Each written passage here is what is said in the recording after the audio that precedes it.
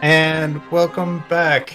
This will Hello. be episode 3 of our new campaign set in a world known as Thrayne. But before we get started, just a couple of super quick announcements. This coming Saturday, we have Breakfast and Dragons. Bill, do you want to say something? Yeah, Breakfast and Dragons is a game that we play during breakfast on Saturday mornings in the place of Saturday morning cartoons. It is a long-running world of over 20 years of player-driven history and story.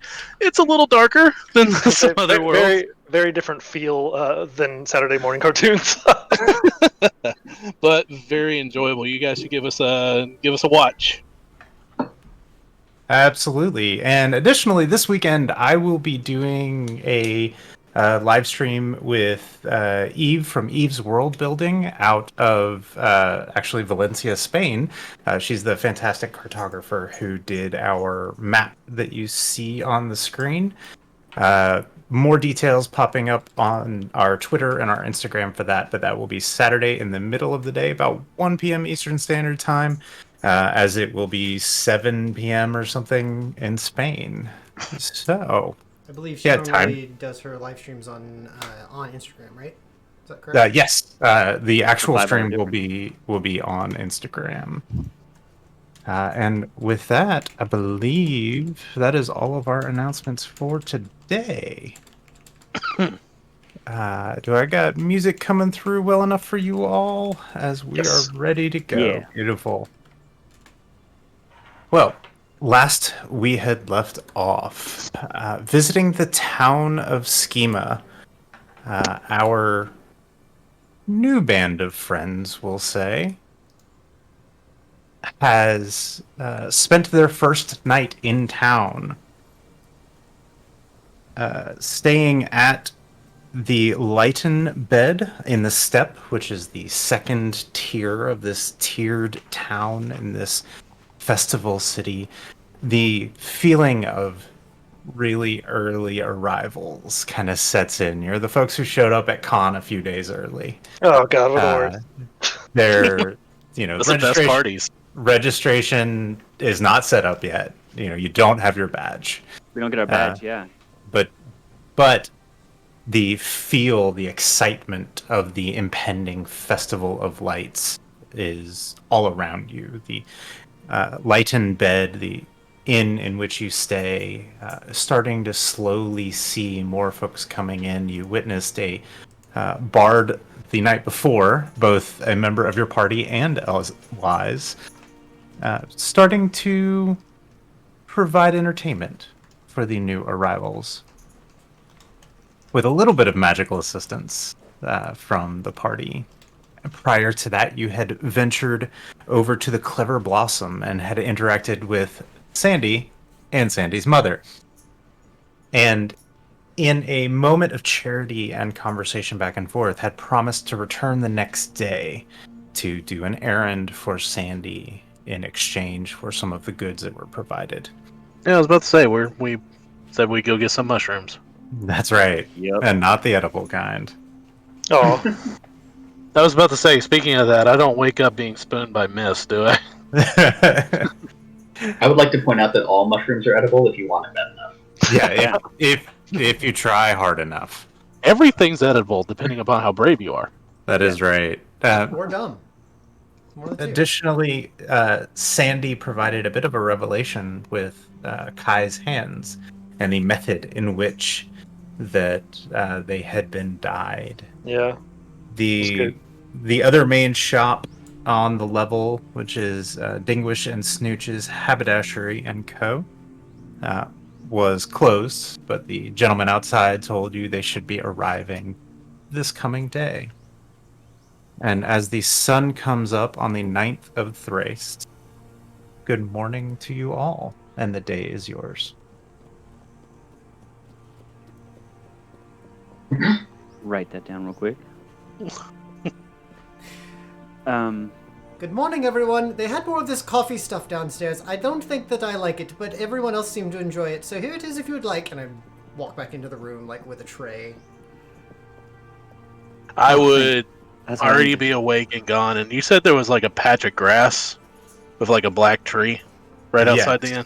Yes, yes. Jubei would be meditating underneath that tree. Wonderful. So you all arrive to find Jubei absent. Underneath you discover they were called ironwoods or lentic trees. That's right. I'm gonna chug my coffee and just look awful. I did not But need these also things. me mugging the room. Yeah.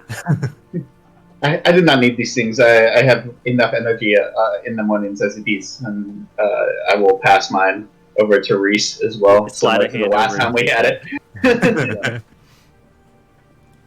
Oh, Mist. I didn't like it either, so I brought some juice as well. And pass off whatever else is around. Mist, there is a feeling, a palpable excitement waking this morning. As it is the 9th. It's only one more day. Yep. One more day until Nihis is in full view. Crescent be damned. We're talking full moon. It is almost time to converse with Father. It is one of my favorite times.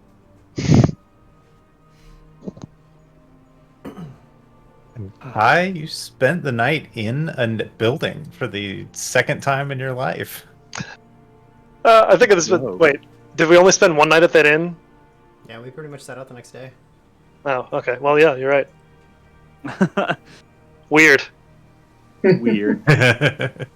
Roof. Okay. I wanted to talk to Mist actually.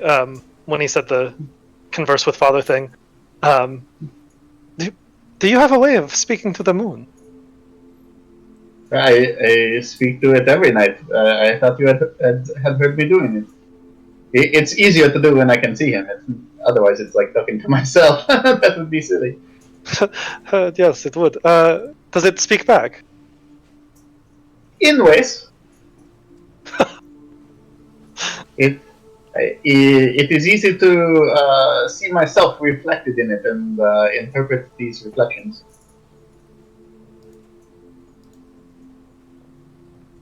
Well, if you do not mind, I would love to join you sometime. Absolutely. I know of other stories of relationships with the moons. I would like to be telling one in the inn this evening. It seems like a good night for it. I would like that. And I Mist enjoyed is the like performance last night. bouncing. Jubei, watching the blue and teal mist that settles across the valley in front of these hills, these cliffs, the sun coming up and breaking through it. It is a peaceful sight. And you can hear on the ledge above you, high and behind you, My loud companions. no, even past them. There are the sounds of steel. In anger or training? After a moment of listening, that rhythmic ting ting ting, repeating ting ting ting, repeating ting ting. These going through motions. Someone is training on the level above you. Stand up. Is the grass? Is there like a bare spot devoid of grass and just dirt? You can find something easily enough. All right. Take the butt of my hilt and just kind of really quickly ride in the dirt. Follow the swords and just head that way. Okay. In case my party comes looking for me. Sounds good. Mist is just bubbling over the schedule that he is interpreting. The whole party is also wanting to do today. Oh, you're that.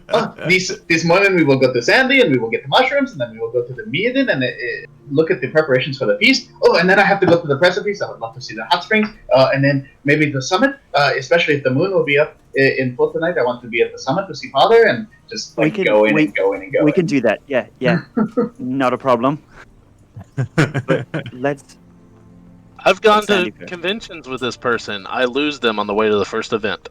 And the English should be open. We can go bother him. Well, I figured Sandy would be ready to talk already. Well, I believe Sandy I just is quickly who we, drink more coffee. is who we need to talk to first, yes? So, Aye. and then back to the forest for a bit, and perhaps we see how much time we have afterwards. I will make Say that. it's very far. And I'm like packed up in my traveler's clothes again, ready to go. But I do love the idea of seeing the precipice today. Especially tonight, So- the moon will be full. So I'll pack my bag like normal, but I'm probably gonna leave behind like all the big tools and stuff in the cart. Like I'll take it down to the stable and like stash it in our cart with all like the salted pork and stuff that Jubei got. Mm-hmm. They're And- not that expensive. They're just like tools. So you are used to being on the poorer side of things, the kind of servant end of things, and walking around the back, you see the cart pulled off to the side under a bit of an overhang. Seems to be well kept. There are blocks under the wheels and a crate for the end, the tongue to sit on, and Mystic is inside a stable stall, looking high on life. Right. I Hot belly will pony. dash the tools and then go and find my secret little bag of apples that I keep in the wet cart and take 2 apples. And I'll walk over and give one to Mystic. Just kind of like pet her head, and it'll be fine. I'm sure you're enjoying yourself. And in the stall next to Mystic is a familiar black and white spotted horse of Navarra, just looking at you like you're the fucking devil. Yeah, Jesus. I'm gonna walk up carefully. After like visually like showing the apple, giving the apple to Mystic, and I'm gonna walk over and like hold the apple up, and remember Kai like talking to Navarra like it was a person. Yeah, what a fucking weirdo. Listen, I know we just met, but perhaps a peace offering, and I'll hold it out. And if she's like indifferent at first, then I will reach out and send the message again telepathically. Make an Hi. animal check. Oh joy! Horses are jerks. 14. Depends on the horse. And you're saying the same thing mentally. Yeah, like peace offering. She probably takes it, but not particularly gently. Okay. Like maybe nips skin, or if you're not paying attention, at least like it's gonna catch skin. Oh, I'm absolutely gonna like. Wonderful. Okay, fair point. Fair point. I'll be careful about it in the future. How'd you You're become first. Reese of the 9 Fingers? I'll be Well, sure to there- bring you an apple first next time. And then I'll walk out to the front of the inn and wait for everybody. Wonderful. I feel like at this point, Mist would already be waiting outside, tapping his toes, like just tail swishing, toes tapping. And looking around, actually, as the group kind of gathers in front of the inn, looking around for Jubei. A few of you have traveled with Jubei for a little while. You're kind of used to him going out to stepping away from the fire in the morning and spending a moment to himself. You don't see him. You do, however, hear the rhythmic sound of steel coming from the tier above you, from the midden. Do you think that's him? He usually does his little practice thing, you know, but I've never heard him do it with someone else. Sorry, that was Derek laughing, not Kai. I apologize. I had to look away there for something real quick. So Jubei is gone. Yes. Nobody Correct. has noticed And you anything yet? hear Well, the we sounds hear of steel. the sounds of steel, Okay. and Reese just assumed that was him. Well, and Selu would immediately go into like tracker mode and look for signs of boot print, etc., that look like they would match him and all that business. We never really got into that. I think Jubei goes barefoot. Then all the more reason that Easy to find then. Selu would look for distinctive footprints.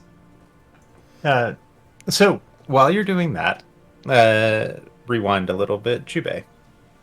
What?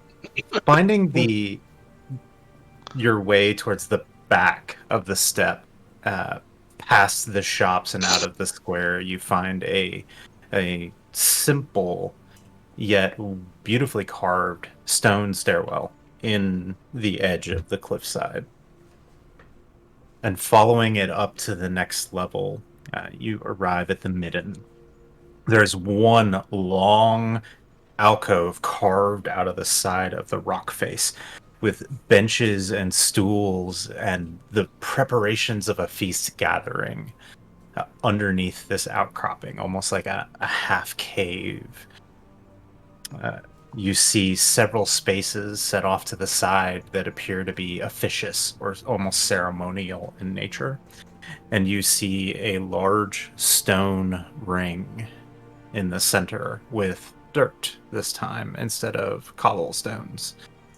Dirt lining this stone ring. And within it, you see... You see a blonde-haired man in simple sparring leathers with a goatee, along with a brunette in very much an older gentleman in attire that very much looks like he is supposed to be struck and hit within this process, and a black-haired gentleman off to the side with a bow and quiver at arm's reach. These three look awfully familiar. They ride storming past you your last day on the road. This was the trio of riders that blew past you. The young man wields a long, thin-bladed rapier and appears to know what he is doing with it. In his gloved hands, striking both the weapon of his sparring partner as well as several points on the armor that look like they are well padded, as if striking almost by the numbers.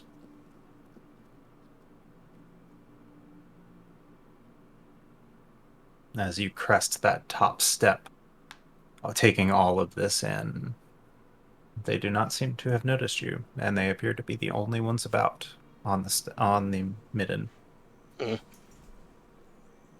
Well, given my history with these gentlemen, they tend to be people that are in a rush, so I will not bother them. Understood? Before taking off, I would also like to go check on Navarra eventually. Specifically, I want to look around for that kid. Like Derek wants to look around for that kid just to see. The kid you traumatized? Yeah, exactly. Make an investigation check for me. Sure. Very good. Childhood trauma built character. Oh, No, sir. it's a minus one. Here we go.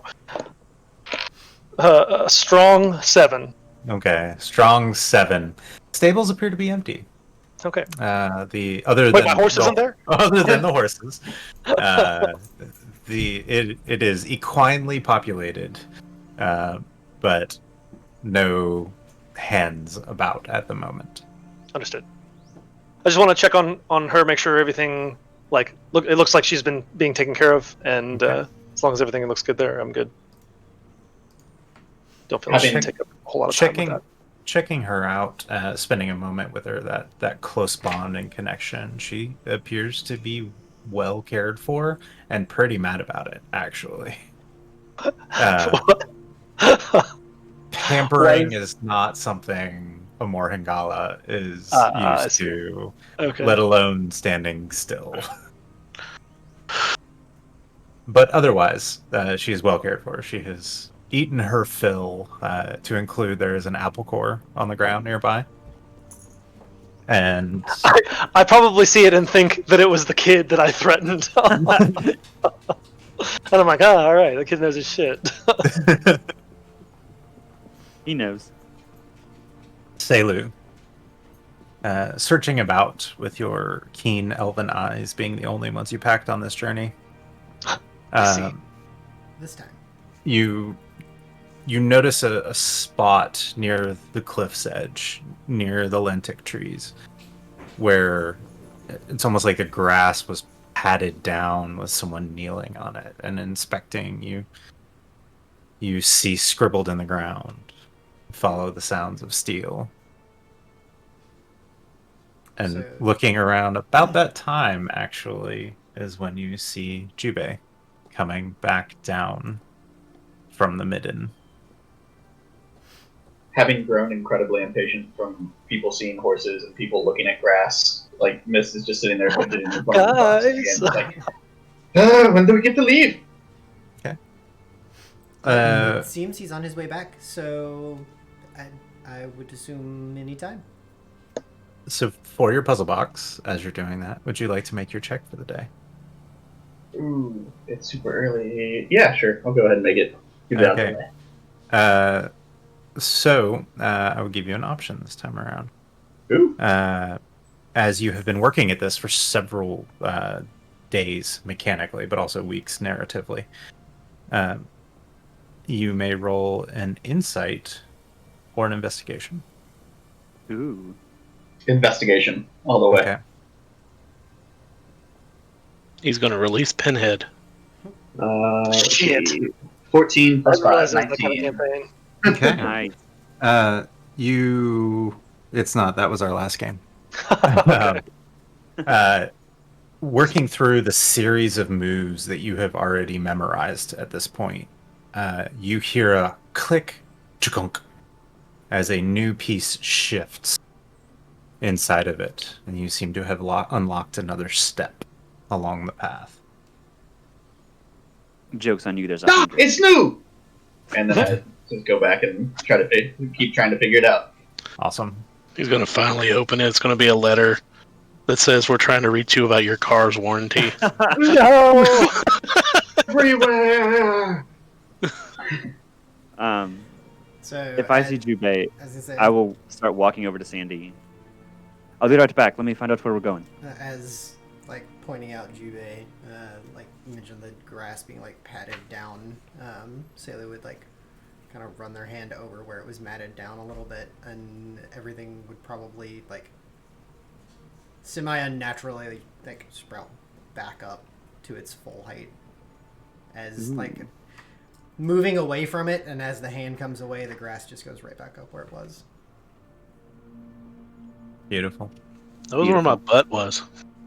Well, it squashed the grass. It had to come back up. So, are we I'll knock on the headed? door. All right. Are you venturing over by yourself? Yeah, I feel like. Well, I mean, I don't know. I notice how annoyed Mist is, and I'll nudge him and start walking over. Oh yeah, Since someone's moving Since towards it's just Sandy. across Go. the yard. Yeah, since it's just across the yard. Okay.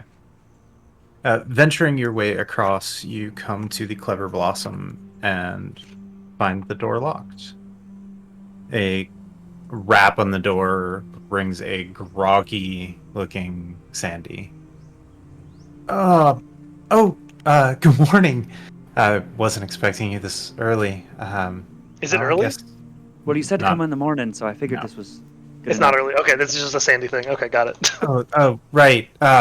Come on in. And she just leaves you at the door and walks in. Ting, ting, ting. Yep. I'll walk in. Leading through the shop past her contraptive sliding stool behind the bar and shelves, through the small hall, past the stairwell, and into the kitchen. You see she is brewing herself a pot of tea. I'm not gonna impose, so I'm probably gonna like stand in the doorway to the kitchen, just like hands behind my back. No, no. Come in. Well, I mean, I figured As we she could. Okay, picks up her cup like this. fair enough. I just tried this thing recently they call it coffee. Really great. That dirty bean water stuff?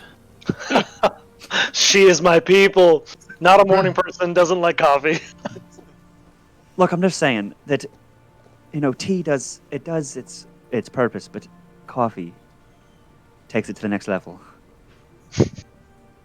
Dirty bean juice and hot leaf water. Why do not you not just be excited to be awake? If Sometimes it's hard for us. you've ever been murdered visually by someone who hasn't had their cup of coffee yet, this is what's This is occurring it. right now. Sandy is staring through your soul and extracting it with her mind. Feeding off of it. Yeah. I mean, we can leave you to your morning if you'd like. Just No. wanted to figure out where we'd go for these mushrooms. Yeah. Are you familiar with damp wells? Am I familiar with damp wells? Roll a nature or medicine, sir. Oh, I mean, I'm always going to choose medicine. Yep. Oh, those. Well, I rolled a 2, but it's still a 9. Okay. You've heard of it. Okay. You know, it's a rare mushroom, but you're not really. I've heard not to eat it. No. It'll kill you. But I'm glad I was told that then. yeah, they also have. She takes a long swig of her tea. They also have some pretty incredible medicinal properties too, if treated correctly. You can make a tonic that will quickly heal the body with them. I need some for the climb. The climb's only to first blood, but people get hurt all the time. The climb? I've never heard of this. It's the tournament, the steel tournament, the sword tournament. Of course. They, yeah, a lot of people come for it. Do they use real weapons? Yeah. Yikes. Yeah. I can see why we need these then. Usually it's fine, but like I said, it's usually to first blood, but I don't like blood. What is? I mean, me neither. But is there a certain amount that you need, or just as much as I can carry? As many as you can find. Last time I was there was last winter before I tried to let them grow back. There's only one cave in the area that I know has them. 2 or 3 hours walk. You literally just follow the cliffside north, and you'll find a waterfall that comes out of the cliff face, one of the springs in the hills, and falls into a hole in the ground that is eaten away, and there's a cave underneath there where they grow. That sounds fairly easy to find. It sticks out, yeah. Then I guess we'll be on our way and bring it right back to you. Be safe. There's Is it anything we should watch out for? there's a bear that lives nearby. I feel like we can handle a bear. That's good. Well, don't hurt her. No, I meant more like we don't have to worry about a bear. It's more like it's worried about bandits or something that you like. Or wasn't it? Didn't you say dogs? Look, it was one time, and they're not normal dogs. Oh, they were messing. Oh, It's a long story. Perhaps it's later. too early. Mist had been trying to like blend into the background after getting death stared, but just like just cackles. I elbow him. Oh, it is true. The dogs did not like you. She knows it. I know it. We all know it. You just go down to the floor and follow the cliff face north. It runs pretty north-south around here, so. All right, fair enough. We'll try to get it back to you as fast as we can. And if you see Telfin, tell him I want my package, please. I assume he'll be by today. I did not even think to check his room on our way out. Huh, oops. I'm not a very good friend. I think he'll be okay. Okay. We'll head out. Enjoy your tea. The bubbly, bouncy gnomish girl, young gnomish woman that you met the night before, very much misplaced in this juxtaposed moment Not a morning of person. like hair everywhere, and it's 9-ish in the morning at this point, and she's still just barely sipping her tea for the morning. Yeah. Then we'll head back out to everyone else. But this is exciting. We get to go cave diving as well. I have not been spelunking in some time. I have to say I've never done it before myself. Do you still have that map of yours? The map that I have been drawing myself? Well, I figured that we could use it to just, point out where this cave was. Are you looking yes. for a map? And Selu like pulls out the book of like the legit sketch of like a real map. That... I mean, it's close enough. Like, he doesn't want to offend Mist, but he's definitely like, oh, okay, yeah, that's it. Oh, okay. Yeah, they said to go north along the cliff and we'd find a waterfall. North along the cliff to a waterfall. Sounds good What to they me. say?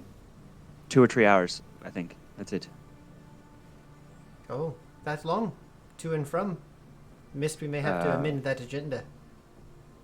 No, I will make it all fit. Plus, we might get to see a bear. It was not on the agenda, but it sounds very nice. Perhaps. They can be.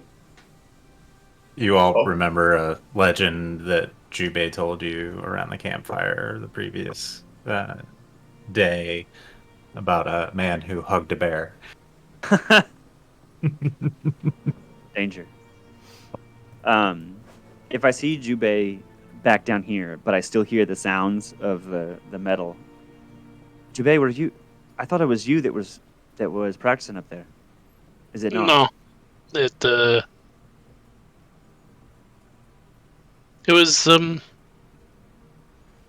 was no one important. Fair enough. Sandy Perhaps made it sound like there was a competition. Will you be joining them? Competition?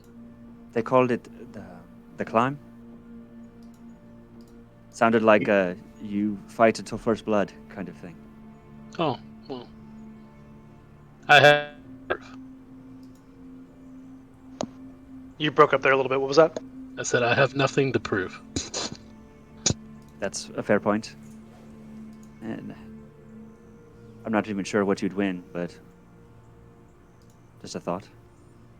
Is everyone ready to go and find these mushrooms? Go ahead. Mist will look at Kai. You like to swing the big metal things. Will you be doing it? Sorry, I just took a huge bite of food. You're fine. I am not familiar with your ways, but drawing blood for sport sounds, well, needless. That is fair. I do not wish to put myself anywhere where my blood might be drawn as well. I would have to agree.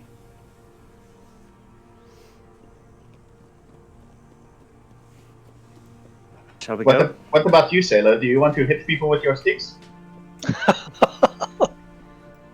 Not usually unless I have to. Fish I mean, sticks. a bit of sport and sparring is never a bad idea to keep yourself a bit sharp, but, you know, that's more self-defense than something that I particularly enjoy. It is strange that you hit people with sticks, but yet want something sharp. Well, you know, words and all that. Almost as sharp as your tongue. Now, north, yes? Is that right? Aye. He has a sharp tongue. Yeah, watch out. I do not think he'll be licking me. I did Never not know. think I'd be licking you either. Love it. Kai probably is like, this is a joke, yes? Reese doesn't say a word, just to give him that impression that, is it really? You don't know.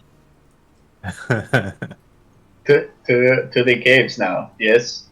So, Aye. so we do not lick anything? Wonderful. Yes. So heading back down to the floor, the lowest level, is very different. Taking the stair route, these stairs and gentle slopes of stone and dirt are carved into the side of the cliff face, switching back several times. Takes you a few moments, a bit longer than you might have expected to traverse, and now you see why they installed these fancy lifts under to bring wagons up. This would be a heck of a climb for steeds carrying or pulling a wagon. Yeah.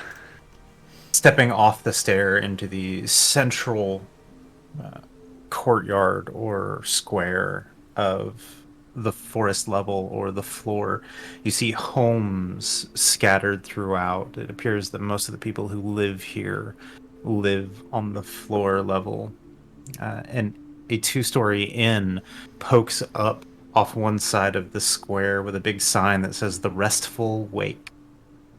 There are several tents being set up in bright festival colors, and a few small shop fronts that appear to be either boarded up and being unboarded, or in various degrees of, local shop kind of thing, rather than anything particularly standing out.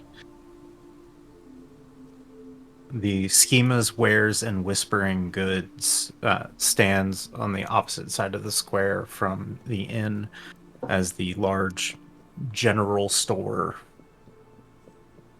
kind of feel from this old town square. And the road down which you came and went around the side, you can see travels around the back of the square towards the cliff face where the lift brought you up prior, providing you a different vantage than you had seen. Seems quite a few people live here. This is not a completely desolate place, but especially for Jubei Barefoot, the stone ground, this large, smooth expanse of stone feels warm to the touch, pleasantly so, on your feet. And the cliff ventures off north and south on either side. So there's no like wall or anything encompassing. We just kind of like walk out. Yeah, there doesn't appear to be any sort of like defensive barricade or bulwark. It seems to be a sleepy little town other than the impending festival. Right. I'm gonna like tighten my cloak tighter around me. Back into the cold, I guess. Does anyone need to stop and see Christoph at the store before we go? Any general goods? I know we got lots of herbs. Yes, we have plenty of this. I don't really need anything else. So we get to keep going, yes? I think we have more than enough to get us where we need to go for the day. Yeah! I don't have any worries. Starts walking off. As I say, Salu's all like 10 steps ahead, like already chomping at the bit to get back to the forest. Okay. I'll just follow these dudes. Kai, Jubei, same? I will continue to follow, just enjoying the sight of a new town. Yeah. Okay. Getting out into the woods, the moisture in the air from these vents and springs kind of hangs omnipresent over you as you head out into a much warmer, much more humid environment than the road down which you came. There is no carven trail. There is woods with the visible at times cliffside to your left as you head further north. Who would like to keep an eye out for this leg of the trip? I can do that. I'll probably be in the middle of the group, occasionally reminding Selu to watch the cliff. So all of Mist's plans are just now for the day.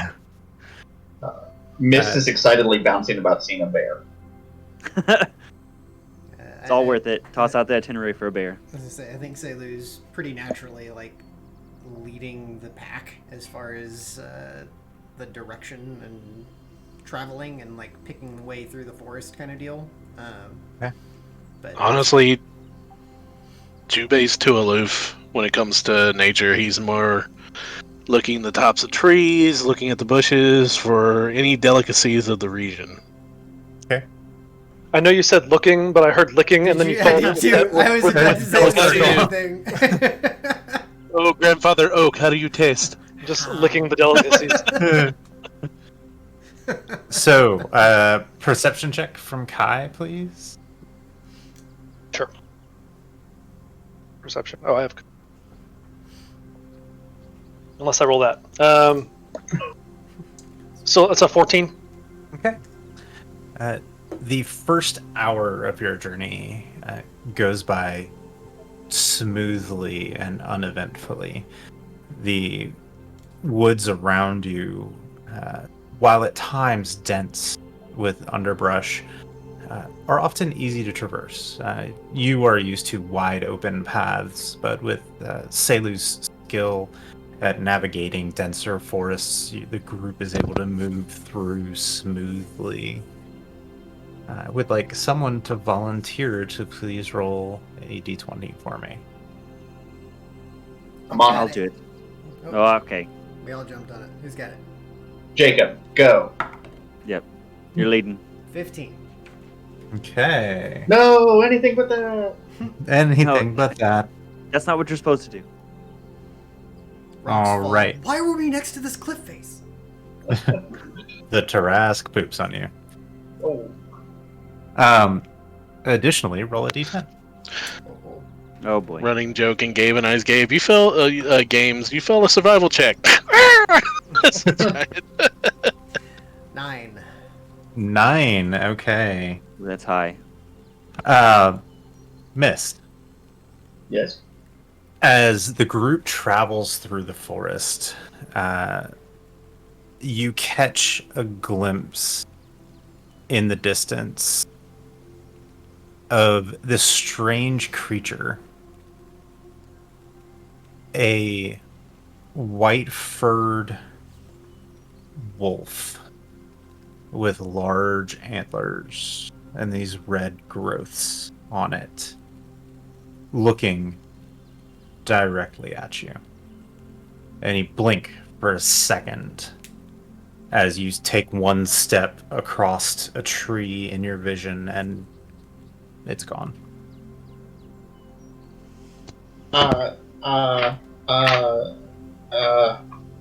Selu, Yes? you told us a story the other day about the strange wolf thing. Right. The what did you call it? A weir? Yeah. That thing, I believe? Or a dolph, as Jubei dubbed it? Oh yeah, yes, the wolf deer antler thing. It is still around, I believe. You said Or- what? And I have full stop. Either that or I have already licked a mushroom. It was that No, that's direction, Jubei's licking everything. and I will point to the direction I saw it. Selu will like run back to Mist. Where did you see it? How far away? Before I crossed this tree in this line of sight, it was right there. How far away are we talking? 100, 250 feet at most, off in the distance. Well, you all can continue on if you want. I'll be right back. And Selu just bolts that direction to see what they can find. Oh, I'm not really sure about this. Perhaps we should. And I like start like trying to run after him. I don't think we should split up. It's not far. A Dolph and a bear in the same day, and I start just kind of galloping along behind him. So, make a survival check for me. Me? Yes.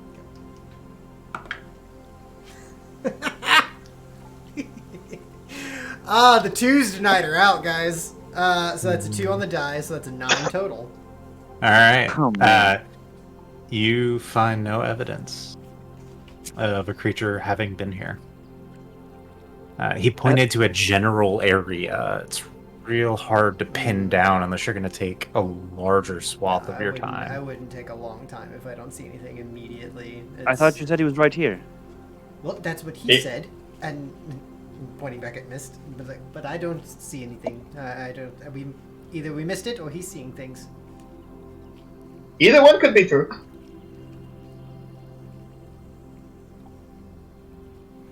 Perhaps you're seeing your bear a little early. Well, if he saw what These I did saw, not it look doesn't like- look anything like a bear. I promise. These did not look like a bear. If he's confusing bears, we have bigger problems. I would agree. Should we look for this or Oh, continue on? no, we have a job to do. But I couldn't not check to see if there was something around. So, back to it then. This has already been an exciting trip. And Selu will pick back through, just keep going full pace right back over to the cliffside, right where they left off. Okay. All right. So the cliff continues fairly boringly for another hour and a half, until eventually a clearing opens a little bit, just enough for you to start hearing sounds from a distance away. And in that moment, you hear the sound of rushing water. And you can see just a bit ahead of you, there is a waterfall coming off of a rock ledge, emerging from the cliff and vanishing into the canopy. I assume this is it. Do you think we need to be careful going up there, or we could just walk up? So, where from here was the cave supposed to be? They just said north along the cliff. And you can see through this clearing a waterfall peeking out over the cliffside and vanishing into the canopy ahead of you. They said it kind of like it filled a hole. Like it made its own hole in the ground. At the end of the waterfall? Is what you're suggesting? Aye. Well, then I guess we go down then. Figured we could check it out first. I'd hate to run into a bear and not be prepared for it. They're generally friendly enough. Just mind the cubs, if there are any. Noted.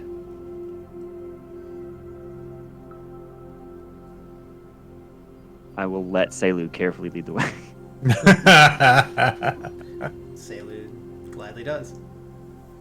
Does Kai or Jubei or Reese do anything in particular along this journey? Just keep my eyes out now that they mentioned this wolf thing. Yeah, I really want to see this thing now that two people have two people seen have it. seen it. Yeah. I might pick up rocks and collect the rocks, like near the cliff edge where all like the sheer parts fall down, like just finding like really cool smooth rocks. Okay. Sure. Jubei's just doing his thing, picking mushrooms, wild Doing his berries, thing. Licking Enjoy- things. enjoying the world around him. The warm and humid climate around you provides a lush playground of potential ingredients. So you are able to find easily some, here are some mushrooms. You check the caps underneath, they're edible. You find some herbs, find some berries. This area is rife with life, even now in the tail end of winter before spring has fully fallen. Pretty unique. It is a lovely area. Indeed. Wet. So, yes, it is damp. And continuing further, you notice the vine cover starts getting a little more dense. It's like there's a creeping vine native to the region that grows up and just seems to be hanging out. There are a few fallen trees, normal wood stuff. Nothing ominous, nothing sticking out. And as you get closer... Just for clarification, are we talking like non-super invasive, or are we talking like freaking kudzu covering? No. Okay. This is Gabriel trying to describe a forest and just blanking. Sure, So yeah. Okay, I'm just getting the picture in my head. sure, It's a forest, guys. yeah, it's a forest. It happens to be humid with moss. Oh, I see. Jubei looks around. I don't see a forest. All I see are the trees. Get out, sir.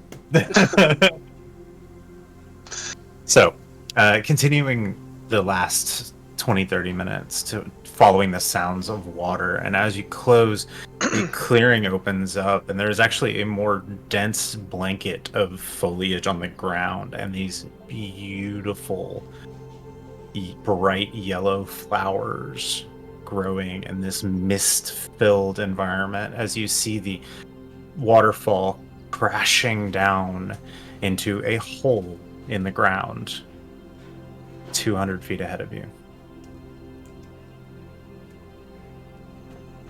Well, this is something. Mist will hang back for just a second and pull out his notebook that he uses to keep track of what he wants to tell his dad, and write a note about going to the forest and seeing the wolf thing and being optimistic about seeing a bear, and then press one of the yellow flowers into the page as well. Okay. So, getting closer as you're kind of approaching the waterfall and moving amongst this denser foliage and approaching one of the flowers, I need you, sir, to please roll a wisdom saving throw. Oh no. Oh dear. I was just about to ask whether or not these flowers are anything that Selu would recognize. Mm-mm. So wisdom saving throw is +0. That's a 14. Okay. This flower that you're approaching smells so sweet. It is the sweetest smelling flower, and it's beautiful. It tickles the senses just enough to entice you, and you find yourself feeling this lull, this like, wow, I could just take a nap here. And then you take one step, and you hear a cracking sound as you look down and realize you have stepped into a long decayed ribcage of some creature. Oh dear. And Uh-oh. everyone hears the crack. And you look over at Mist just in time to see a cloud of pollen explode Oh, no. around him. Oh no, Dorothy! Don't smell the flowers. Oh no! So, Mist, you are here. Everyone else, feel free to place yourselves around. But I do need everyone to please roll initiative. Well, dear. shit. So what is And- from on the map here? What direction would the waterfall be? So you have to kind of zoom way out, but the waterfall is up on the top left of the map. Okay. So, Okay. not necessarily with campaigns that I've played just with you guys, but in general, for me as a player, spores are a trend for my downfall. We were playing Descent into Avernus, and I touched a tapestry and got spored. I just stepped into a ribcage and got spored. Like, there's always spores. Yeah. Eventually, player me should learn. Either that or just play a spore druid. There you go. Yeah. Do it. Oh, Did no. I at least get the flower pressed into my book, or did I not even get that? No, you did Dang it. not. Okay. The Aw. flower is what exploded. Oh, and okay. Sending forth a cloud of pollen around you. I see. I oh, that expected looks that. pretty. Right? I expected that to be like from the bones breaking or whatever, but the flower No, itself exploded. That's sir. cool. Kai 12. All right, Selu, initiative, please. 14. Missed. 12. Oh, I don't know where that initiative roll came from. That's not from. That's from like an hour ago. Okay. Jubei with a 3. On brand. Yeah, Nice. Kai, what's your initiative? I got a 10. All right. Do. Should have now. So Selu with a 14, Mistlethar with a 12, Kai with a 10, Reese with a 7, Jubei with a 3. Yep. All right. So at the beginning of initiative order,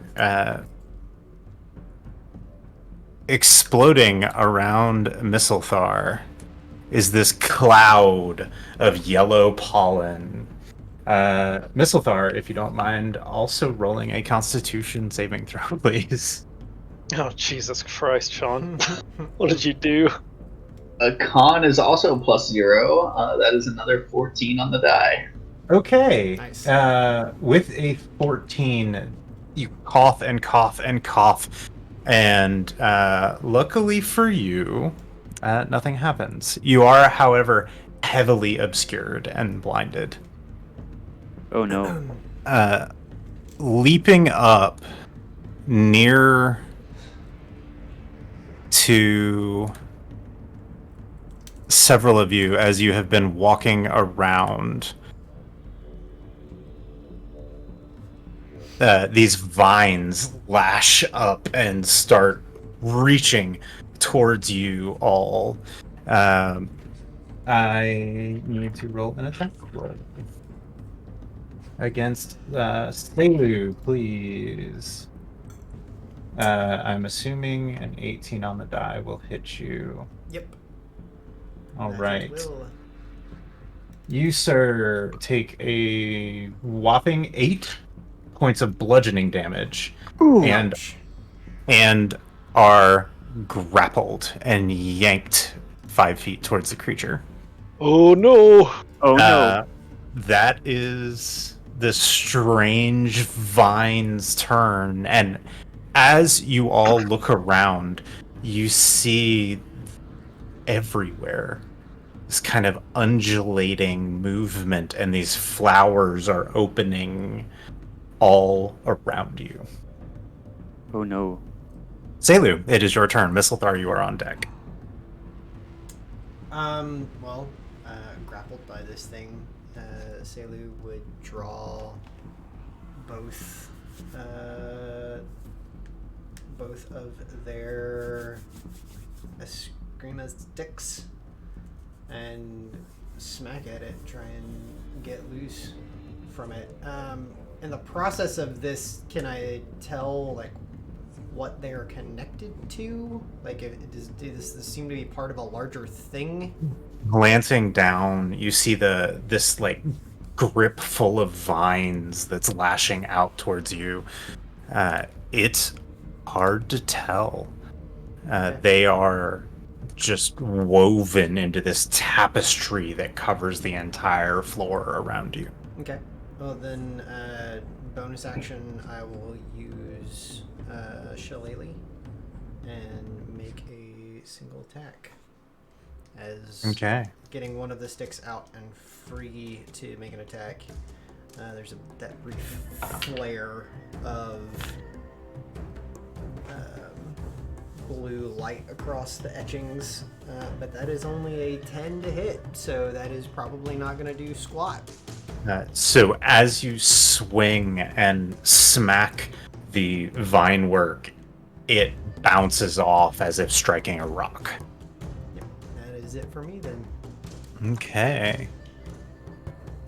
Go ahead and press end turn at the top of the screen for you. Mistlethar, you are up. Kai, you're on deck. Would I be... So you said I'm blinded. Would I be able to recall that moving to my right would get me out of this cloud? You know in some direction. Okay. But you We're are gonna go... completely blinded at this point. Let's see. Jubei has protected me in all my other encounters, so I'm gonna run towards him. Okay. So... Jubei's just lucky he was off in a tree looking at stuff. Which is fairly on brand, so. 15, 20, 25, 30. That puts me there. I believe 5, 10, 15, 20, 25, 30. Yep. And regaining my vision as I get out of the hauling cloud, I see... Is this a wiggling thing in front of Reese here? Oh, yes. Okay. I will draw bow and take a shot at it. Okay. It's a 19 on the die plus 4, I believe. 19 Yes. definitely hits. General sneak attack would be, since it's right next to Reese, I get sneak attack. Yes? Yes. Okay. I think so. That's a 5 and a 1, 6 plus 2, so 8 damage. Okay. And seeing that there are still vines around my feet, I will bonus action dash here to try to get a little bit further away. Okay. And that ends my turn. All right. Kai, you are up. Reese, you're on deck. Okie doke. So you see me hesitate for a split second because I see Selu getting like grappled by this vine, but I imagine I see and or hear the vine that's like behind me, like Yes, uncoil. Very evident. And so I'm like frustrated about it that I can't run to Selu, but I shrug my my glaive off of my back, and I close my eyes, and I would like to rage. And I'm gonna do the thing. Yeah. Do the thing. I got a 5. That's the shield. I don't know if you want to narrate that, Gabe. It would super help if I had that up right now. The shield, beyond shape of a round shield. Beyond. Could we get the music down just a little bit? Yes, we can. Sorry, when you cued the battle music, it got a lot louder than it was. Yeah, it's just the difference in track there.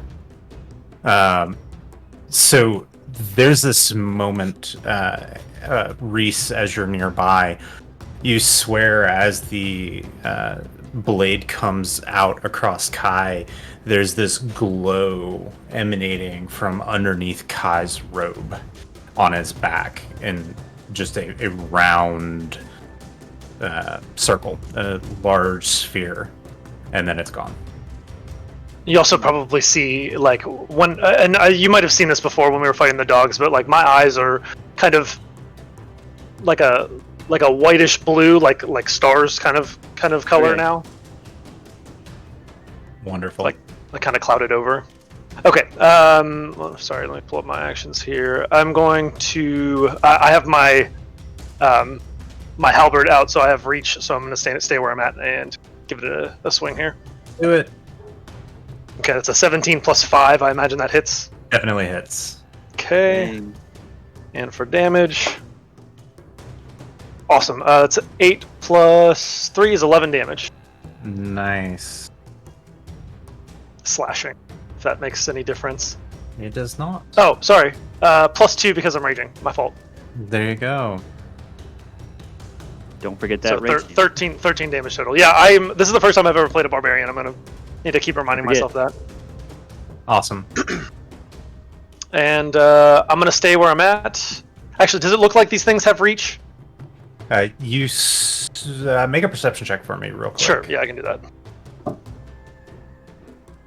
Nat 20. Okay. You saw a vine reach up and yank Selu towards it. So you saw it reach out at a distance and grab Selu. So moving is not gonna do me much good here. That's fine. I'll stick where I'm at then. And I bonus action rage, so that's my turn. All right. Reese, you're up. Jubei, you are on deck. Just like Kai raged, Reese will close his eyes and panic. And then, but then realizing like they're in the wilderness, he's going to slam his staff onto the ground at the vine so that it looks like he's like about to attack it. But then a beam of fucking light just shoots right over his shoulder and like nails it. So it needs to make a dexterity saving throw. Okay. For Sacred Flame. 5. Yeah, no. It takes 7 radiant damage from the moonlight. Okay. And then I will. I don't want to move because it's gonna get me. I'm gonna rotate towards my buddy over here, like keeping. I'm like someone that knows a snake's in front of it. You know, I kind of like don't move away too fast. And then I see Selu get grabbed, and I'm going to blow into my hand and like shoot the fireflies out, and they will rush off towards them. And you get 4 points of healing, Selu. Sweet. Awesome. Yay, And that's the butterflies. end of my turn. All right. Jubei, you're up. Okay, so Sailor's been grabbed. Kai and Reese are fine. They are not grappled currently. Okay, well, Is I trust Reese Kai. ever fine? I trust What? Kai to protect Reese, so I will action dash to get love this measuring tool by Astral right here. How do you do that again? Is it control? Shift. Shift. And measure. Gotcha. Awesome. And, So that's movement action. Bonus action from you, Jubei. you know what? Sailor's bound, so no, like that wouldn't let me move. Yeah, that's me. That's me. I forgot to Alright. ask, did you make any Juby snacks this morning? I did not because we're staying No. in an inn and I don't have access to a. Gotcha. I was actually debating whether I want to take the perishables from the wagon and donate them to the inn. Oh snap. Who knows? So go ahead and click end your turn, Jubei, and then we're back to the top of the round. As we come back to the top of the round, disappearing in the breeze, the pollen cloud seems to dissipate. And the vine next to Kai will lash out. A 19 total is going to hit you, I believe. As a barbarian, not quite. No, I'm kidding. You're going to take 9 points of bludgeoning damage. Holy shit! Wow. But it's half. Okay, I can take half of that because I'm a barbarian. Hell yeah! And you Well, are that feels nice. you are grappled and yanked 5 feet directly towards it. I round up when I'm having, right? I'm round up blanking. for damage? Yes. I'm blanking. All yes. things round down. Always round down. Oh, Sure. okay. We'll Cool. run with that. I'm just drawing a blank right now because it's been No, that you're kind good. of day. If we figure out that it's wrong, That's how we did in Souls and Wins. And then for its second attack, the movement of Jubei rushing through the vines almost rise in Jubei's wake and lash out as if trying to grapple Jubei. I need you to make a strength saving throw, please, Jubei. Sailor's already grappled, so it doesn't matter.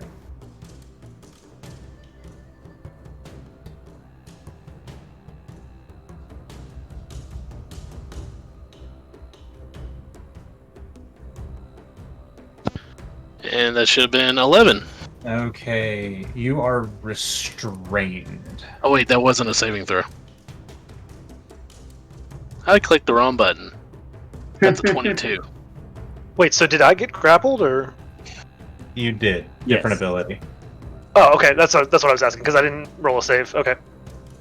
Okay. So that original. Okay. Much like rolling dice at a table, next time we'll figure out what that was and use the original roll. I clicked a strength itself. I didn't click the saving throw. That's okay. Next time we will adapt. So you manage to kick off these vines that are trying to reach up and grab your foot and hold you in place. And that is the vine's turn. Selu, you are up. Mistlethar, you are on deck. Seeing Jubei running this direction and that others are dealing with it, Selu will double down on their efforts to try and beat this vine off of them. So making 2 attacks this time. Do it.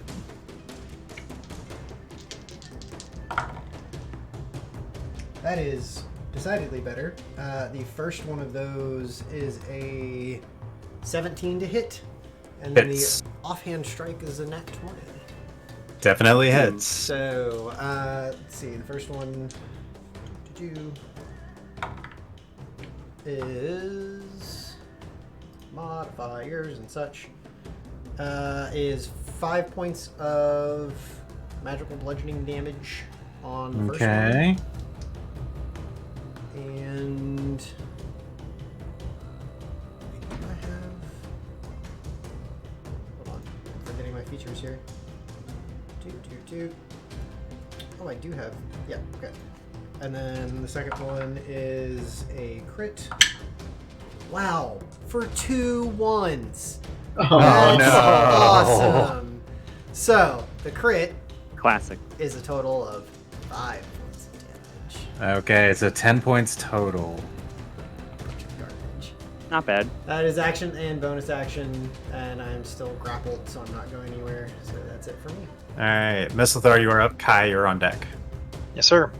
So as Mistlethar runs out coughing and wheezing, takes a shot, and then continues just running towards Jubei. Jubei takes off in a different direction.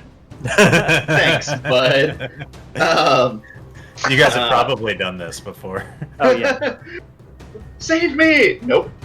I'm curious about Reese. Did you pull your mask down before you started No, casting spells? did not.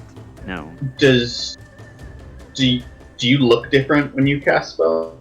Yes. So the one thing that's different is his eyes glow, and I think I described it like stormlight, like the light kind of wisps away. Okay. He naturally has blue reference. eyes, so they become more Okay. blue.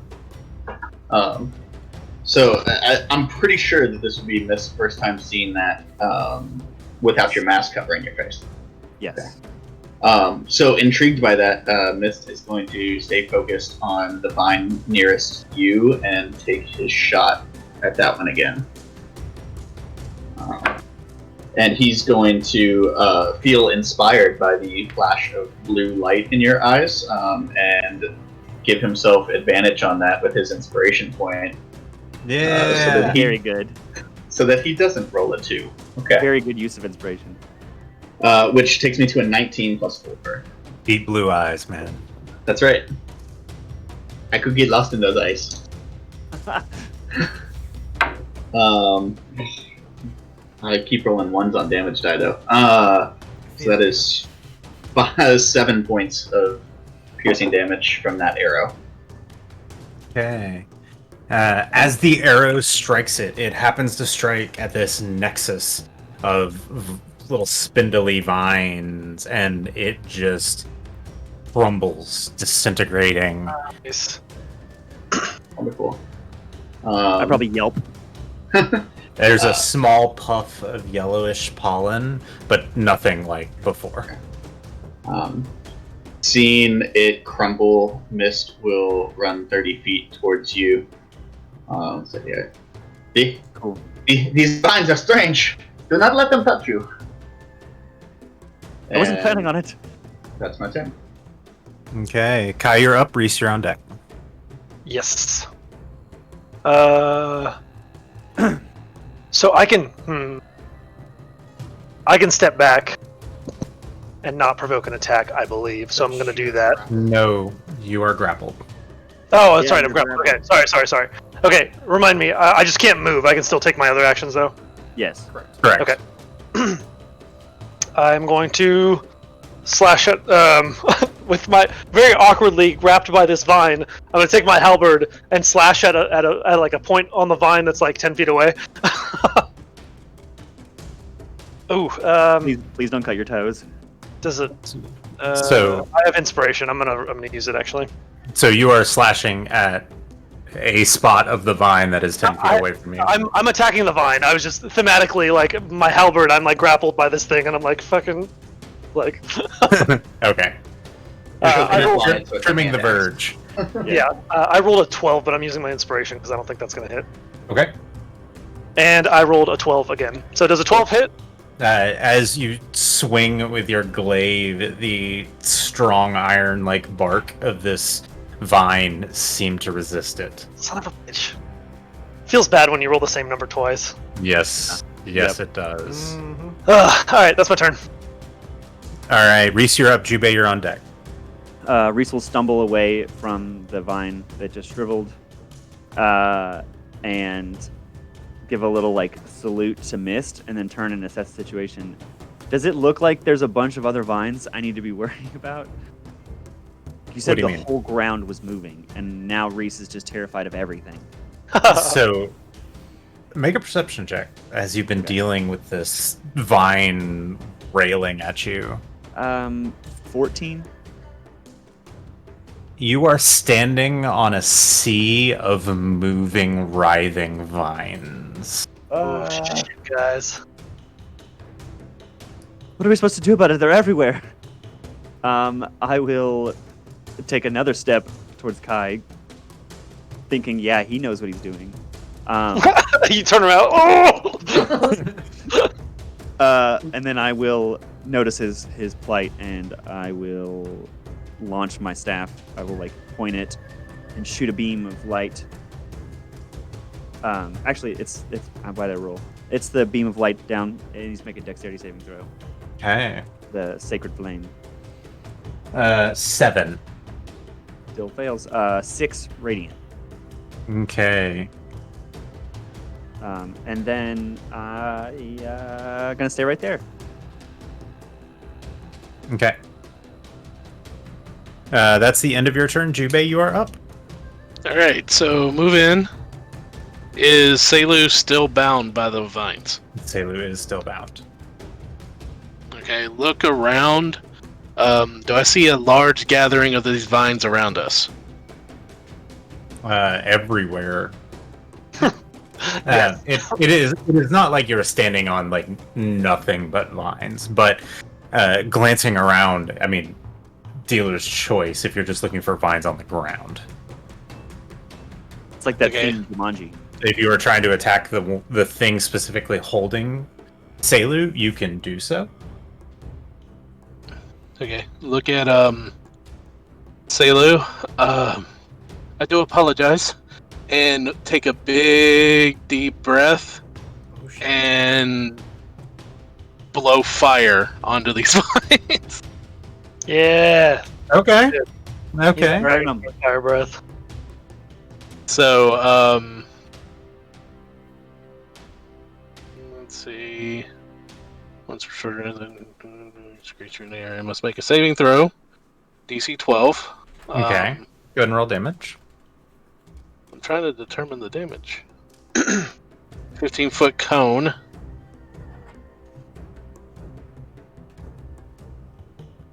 Oh, okay. It's just written. It's written weird. So,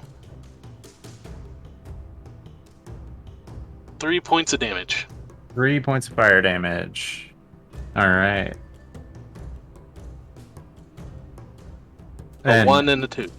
So, as the flames retch out of Jubei's mouth, you see these little flowers that were along the vine works that looked like they were about to breathe out, puff into pollen, and then the pollen in itself ignites as the flames roll even further than you thought they would. And there's almost this undulating wave Good word. moving away from... Thank you. Moving away from the fire. It seems to have hurt it more than you expected.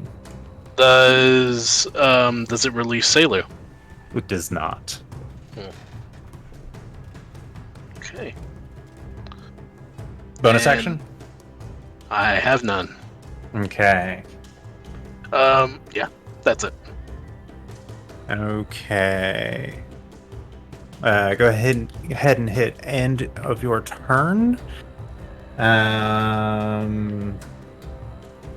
or low here? Low. Low level fighter, no bonus action economy. Yeah. Yeah. Yeah. Second win, that's it.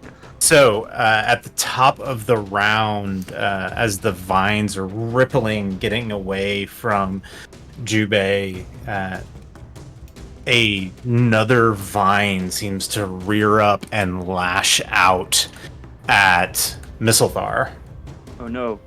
out of this mass, missing you as it just lashes out, and your very nimble, trained acrobatic frame dodges out of the way easily. And that pollen cloud that ignited and burned away seems to come back as further flowers around Selu and Jubei burst as another pollen cloud appears over the both of you. I need a Constitution saving throw from both of you, please.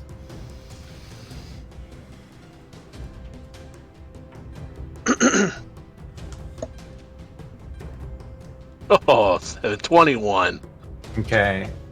Jubei, you are fine. Coughing, you are blinded, but otherwise fine. 18 on the die for Selu, so 19 total. Selu is fine. You are used to dealing with poisons from the wild. You know when to hold your breath and when not to, and what is safe and what is not. So wrapping a scarf over your face really quickly, you're able to cover yourself. And This that... plant just passed gas on us. It totally did. Selu, you are up. Mistlethar, you're on deck. Selu, you are currently blinded and grappled. Cool. Well, I am going to make one more attempt to beat this vine off of me since I'm grappled in the middle of this garbage. Mm-hmm. You're gonna beat the vine off. Yep. I know. So, disadvantage on the attack, I am assuming. Yes, sir. Yes. Well, if that was advantage, it would have been another crit. Instead, it is a 13 to hit. A 13 just barely hits. Beautiful. Son of a bitch. That 12 that I had. So close. Shit. Oh my god. So close! I could roll something besides 1s and 2s on damage. That is 5 points of damage. Okay. With 5 points of damage, you smack it, and the bark-like exterior just shatters, and the vines draped over you fall off. So yeah, so like inside the cloud, there's like a brief flare of blue as it strikes true on this thing, and from there, Selu, feeling the vines move off, will just like lunge towards Jubei to try and push Jubei out of the cloud with them. Like as movement, just like moving through Jubei's space to shove along. Okay, so you can move through easily and kind of indicate to Jubei which direction you went. But to move another creature is an action.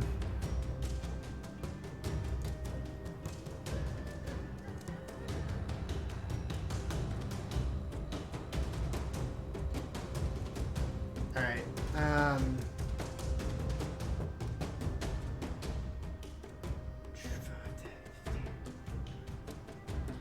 Alright, well, then in that case, Selu will move through Jubei's space, like tapping him Sure. on the shoulder and like giving a tug. Absolutely. The direction that they're moving to head out. And we'll move 5, 10, 15, 20, 25, 30 to the next closest vine. And we'll bonus action their offhand attack. Absolutely. 17 on the die, so 22. Definitely hits. That's a little better. 7 points of damage on that Nice. one.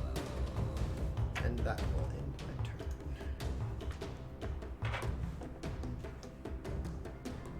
my turn. Alrighty, Mistlethar, you're up. Kai, you're on deck. Okay. So seeing Reese move away, and then kind of being startled by the roaring flame from Jubei, Mistlethar is going to, like, you'll see his whole face light up for a second. So Selu, I guess if you were paying any attention to him, you'd see like his whole face light up in excitement, and he will actually step towards the vine, switch his bow to his offhand, and pull out a flask of oil and just douse the vine in it as his action. Okay. Oh, man. Noted. He will then bonus action to disengage and move. We'll say there, Okay. and that will end his turn. Awesome. Kai, you are up, and Reese, you are on deck. Yes. Okay. Same as last time, so let's take a swing at this thing and hope I get it better than a 7. Second verse, same as the first. Okay, so I roll a 10, plus 5 is 15. Nice. It's a D10. That'll do, pig. 8 damage total. Okay. Slash.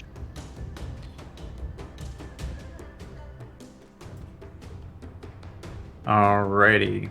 As you slash down across it, the vine nexus at the ground just slices cleanly, and the vines around you crumble and fall away. Excellent. So I can still move then? Yes, you are no longer grappled. 50, 25. And, Up. Where did Selu go? Yep. I had I was multiple. gonna say, characters. I wasn't sure if my screen was just freaking out or if that was actually No, happening. I Okay. had multiple characters selected accidentally. I'll stop there, and I want to make as much noise or step on as many vines as possible to try to kind of like provoke it my way instead of Selu's way. Understood. And that's my turn. Wonderful. Reese, Should we you're just up. run? Should we just run? Reese, you're up. Jubei, you're on deck. It's possible. There's just need to run. so many of them. I'm going to run.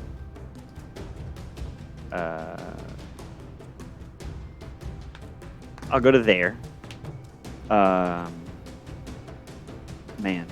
this is bad news, bears. I'm just going to.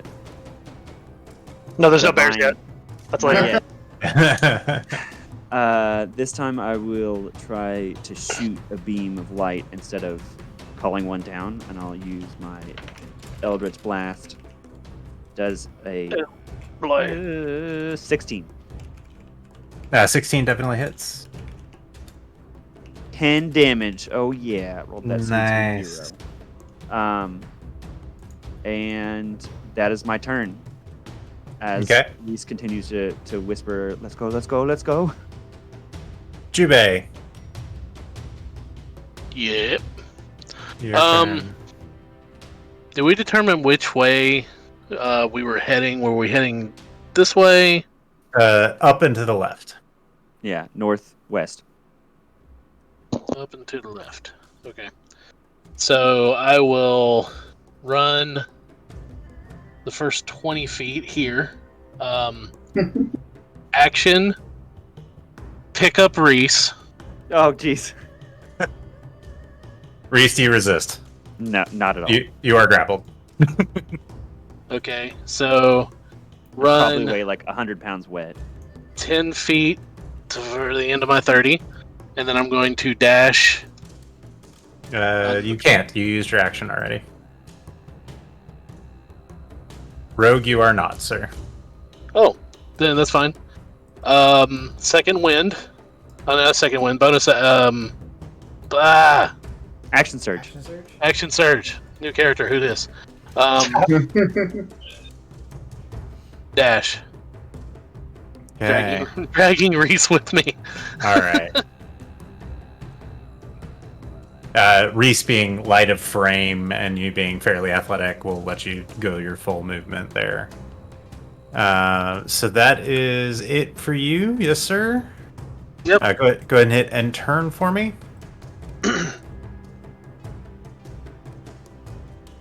At the top of the round, Selu, it is not your turn. At the top of the round, high, low. Low. Mistlethar, it is not your day, man. Another vine rears up and lashes out at you. Natural 20. Oh no! Uh-oh. So that is not the best damage roll ever. I feel their pain. Yeah, not the worst. Both sides of the spectrum, a 6 and a 1. So 7, 8, 9, 10, 11 points of bludgeoning damage, and you are grappled. Almost one Oh, shot. dear. And you are grappled. Additionally, Jubei, as you are running through these vines and tramping on them, they are trying to rear up and grab you. I need you I need you to make a strength saving throw for me, please. Reese is like, oh no, no, right there, right there. 16. Okay, the strength of will and training and just sheer physical prowess you have allow you to plow straight through it with no issues at all. Selu, you are up, and Mistlethar is on deck. All right. So I've got to say, this integration with D&D Beyond is kind of easy. Just click. Yep. So, seeing Mistlethar take that beating from this newfound vine, Selu, you hear Kai. You're probably the one close enough that would hear it, but like there's a shit, and then like at the end of their voice, the wind like carries into a few other tones that don't really make sense. As the wind itself seems to wrap itself around Selu's feet, and I am casting Zephyr Strike. Interesting. Yeah. Magic. So, No, weird stuff. weird stuff. Selu's not doing it. So my movement then does not incur opportunity attacks. So I will move over to the vine that has Mistlethar, and will just go ahead and activate that for an extra. Well, let's see if I hit first, I guess. So I'll make 2 attacks. You get advantage, don't you? I do have advantage, and I will go ahead and. Well, yeah. So you have already used your bonus action to cast the spell. right? Right, you're right. So I don't get 2 attacks, just the one. Yep. Oh man. Well, I know that's gonna hit, so I'll save the inspiration. So that's 15 to hit, and I will make this a favored foe as well for an extra 4. And then we'll also add a 1d8 of force damage on the hit. So that's going to be a total of... God, my damage rolls are such trash tonight. 11 points of damage across all of it. There is not anything more that I can do there.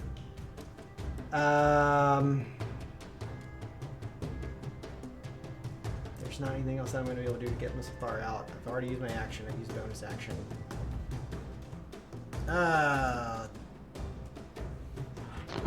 Yeah. I have movement left that I can do, but I'm not going to move anywhere. Like, if anything, Selu, like, steps into Mist's space and, like, tries to get this thing's attention off of Mist. Like whatever else they can do, but I won't use the movement from it. All right. So go ahead and hit end your turn, please. Misthalthar, you're up. Kai, you're on deck. Got it. Misthalthar, tapping into the circus lifestyle that he knows, will start contorting his body in ways to try to acrobatically escape this grapple. Hot. Yeah. Right? I'm thinking some Michael Jackson dance moves over here. Dislocates his shoulder like Mel Gibson. So that is a 16 plus 6. You are able to escape. And so that is my action. I will, let's see, 20, and I will bonus action disengage and run here. Okay. And that will end my turn. All right. Kai, you're up. Reese, you are on deck. Okay, so we're trying to get, like, on the other side of this thing, like the way we were traveling, right? That's what Reese wants. Okay. And is Selu grappled currently? No. Okay. Well, shit. Alright. Here's what I'm gonna do. 5, 10, 15. Does that Okay. provoke an attack? So, as soon as you get to 10 feet away, Okay. the vines lash out at you. 13's my AC. 17 total. Yeah. So you are grappled and yanked right back up to it and take 9 points of bludgeoning damage, halved. 4. So 4. Ow, guys. Okay. That's. I guess I'm attacking this motherfucker then. Alright. Okay. Do what you wanted, Nat 1. Okay.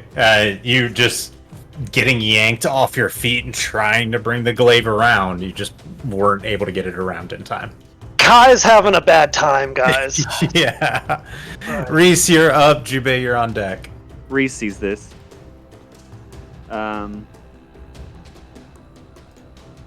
Misthalthar, you look real rough, don't you? Oh yeah. Oh yeah. Like gasping, crushed ribs, Oh, yeah. probably internal bleeding. Then yes. Okay, so I'm like bouncing on Jubei's back, like trying to focus on everyone behind us. So I'm gonna attempt to shoot an Eldritch Blast at the one that is grappling Kai. Okay. Nope. I got a 9. Oh So no. Way off into the sky. I'm like bouncing way too much. The staff is like, I can't keep the staff straight. And so I'll curse to myself and then rub my hands together and make an extra explosion of fireflies that will fly towards Misthalthar. Okay. Oh my gosh, you were so lucky. I rolled 2 6s, so you got 12 healing. And as the rest of my fireflies take to you.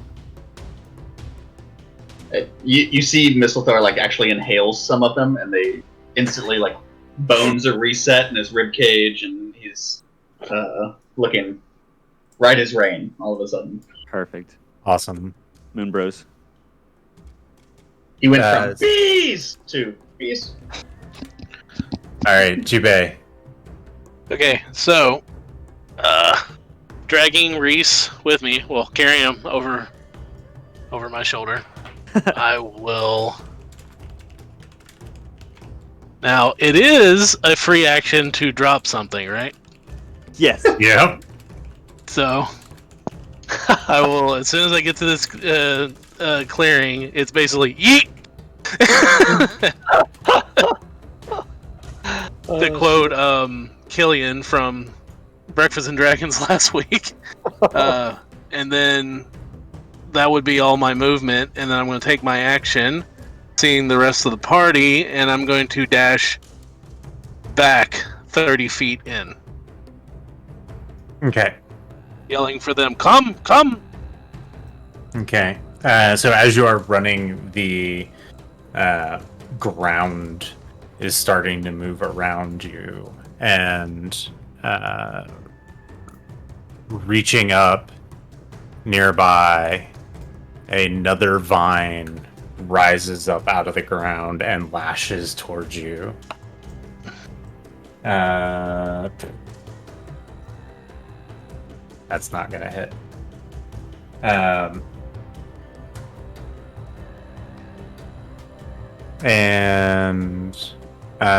So Kai is already constricted.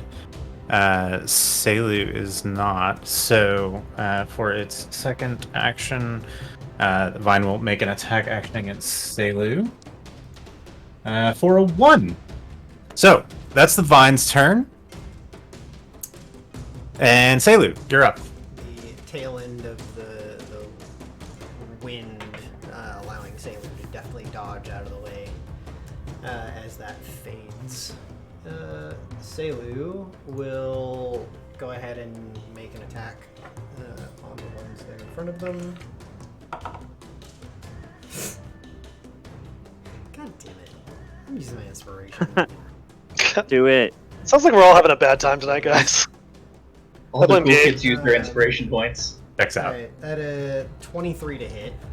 23 definitely hits. Instead of the nat 1. So this is still a favored foe. So that will be 8 points of damage. Okay. So the vine in front of you just shatters with a strike from your Skima. Cool.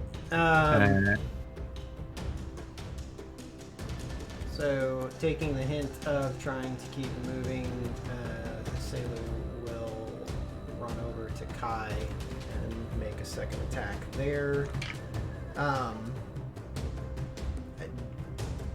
GM question here. Does this all seem to be the same thing? So would my favored foe carry over here, or is this a different enemy for all intents and purposes? Make an insight check for me. Nat 20. So, as this mystical connection that you have honed in on this object of your ire, this perversion of nature around you, looking around, it's almost as if you see a pulse of life from the strike that you made. And you see it like a wave through the rest of the vines. It's as if the entirety of this forest floor around you would be considered a singular creature. Okay. Beautiful. In that case, I will make my offhand attack on this one. That will be a 17 to hit. Hits.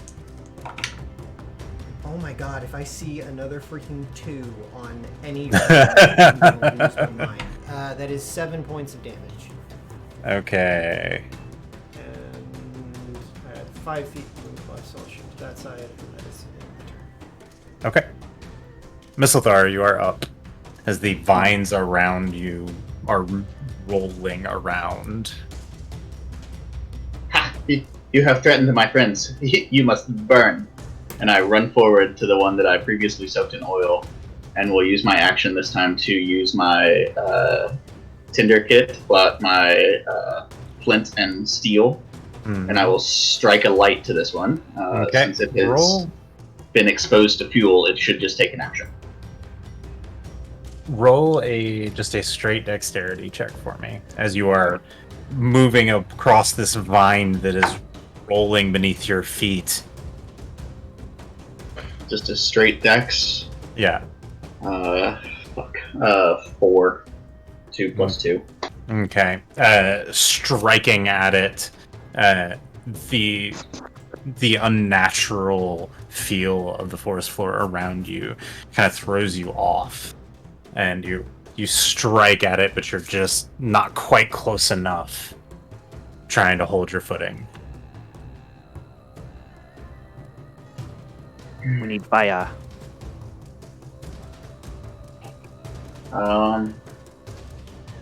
Yeah, so kind of just looking abashed. Will crouch, use the stumble and turn it into a crouch to bonus action disengage and move there to finish my movement. And that ends my turn. Alright. Kai, you, sir, are grappled Sir. by a vine soaked in oil. Alright. Oh. I have no way to light it on fire, so I'm just gonna... They could help him escape, right? Okay, I rolled an 18 plus 5. 18 definitely hits. So it's a D10. Family Guy taught us anything.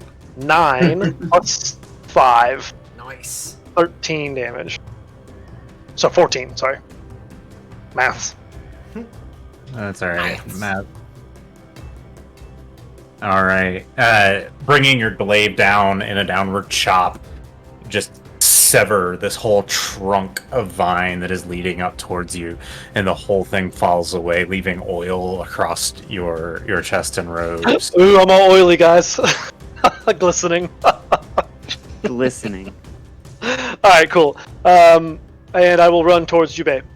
5, 10, 15, 5, 30. I'm tired of this. Tired of these motherfucking vines on this motherfucking floor. Alright. And Reese. I'm gonna take a step back just to make sure there's no vines near me. And then, seeing my friends in trouble, I am going to carefully this time set my staff down and do the draw. And Eldritch Blast the vine in front of Jubei, I believe. Alright. I rolled a 2, so no. So many twos. Shoots up into the air. No! My hands are probably shaking. I rolled a 10 on the damage die too, so I'm a little frustrated. Reese is like, come on, we gotta get out of here. The whole place is vines. And Alright. that's all I can do. Okay. Jubei, it is your turn. So I will step up to beside this vine, and almost in one fluid movement, Jubei, as part of his action, will draw his katana and slash at this vine. Do it. Get him.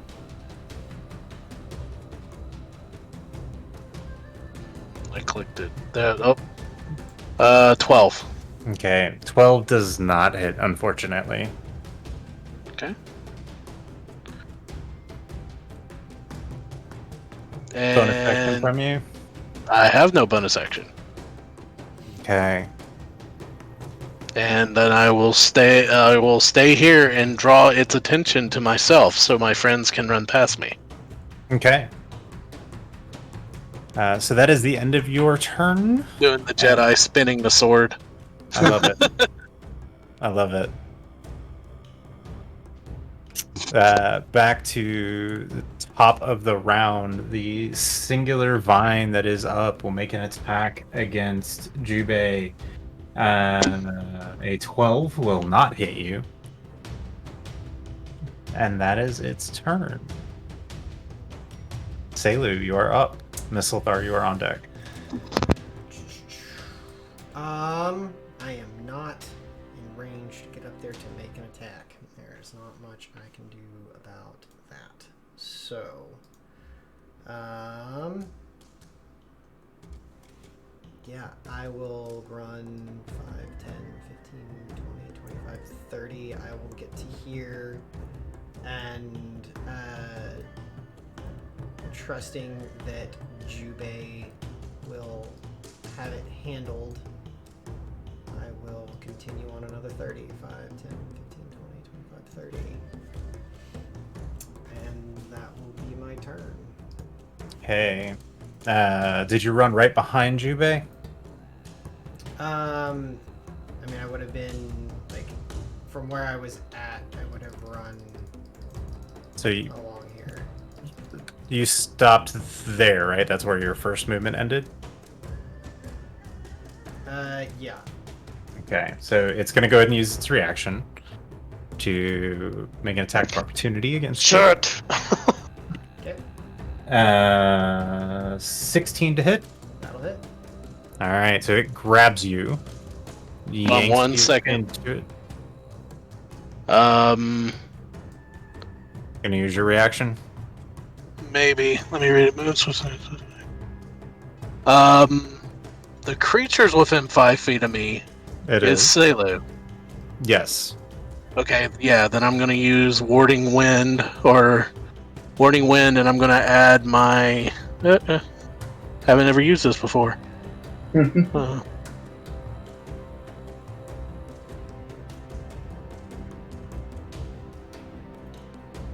I will add my proficiency bonus to Selu's armor. That makes my AC 16, which I believe it will still hit. It does still just barely hit. Bill, being a little out of practice with using this particular ability of yours, having not had to draw a blade against a armed foe in a while, you're just a hair off. And never fighting a vine. That is true. This is the first for you. Selu, 5 points of bludgeoning damage. Okay. And you are grappled. So, we haven't covered this. Do I still tick it off even if it wasn't a success? Yes. Okay. Mistlethar, you are up. There is a slew of oil on the ground behind you across the vines that you dropped, and then one of your allies is being grappled ahead of you. Oh yeah, Mistlethar and Kai, you might notice if you're paying attention to him, almost with a touch of madness in his eyes, will slowly walk back to the puddle that he created the first time. And Kai already thinks you're crazy, so I don't notice anything. and he will bend down and purposefully strike the tinderbox again. Okay. As there is no moving appendage there, you strike it and strike oil. Do me a favor and go ahead and roll 46. Oh, 46. I have 46. Well, darn.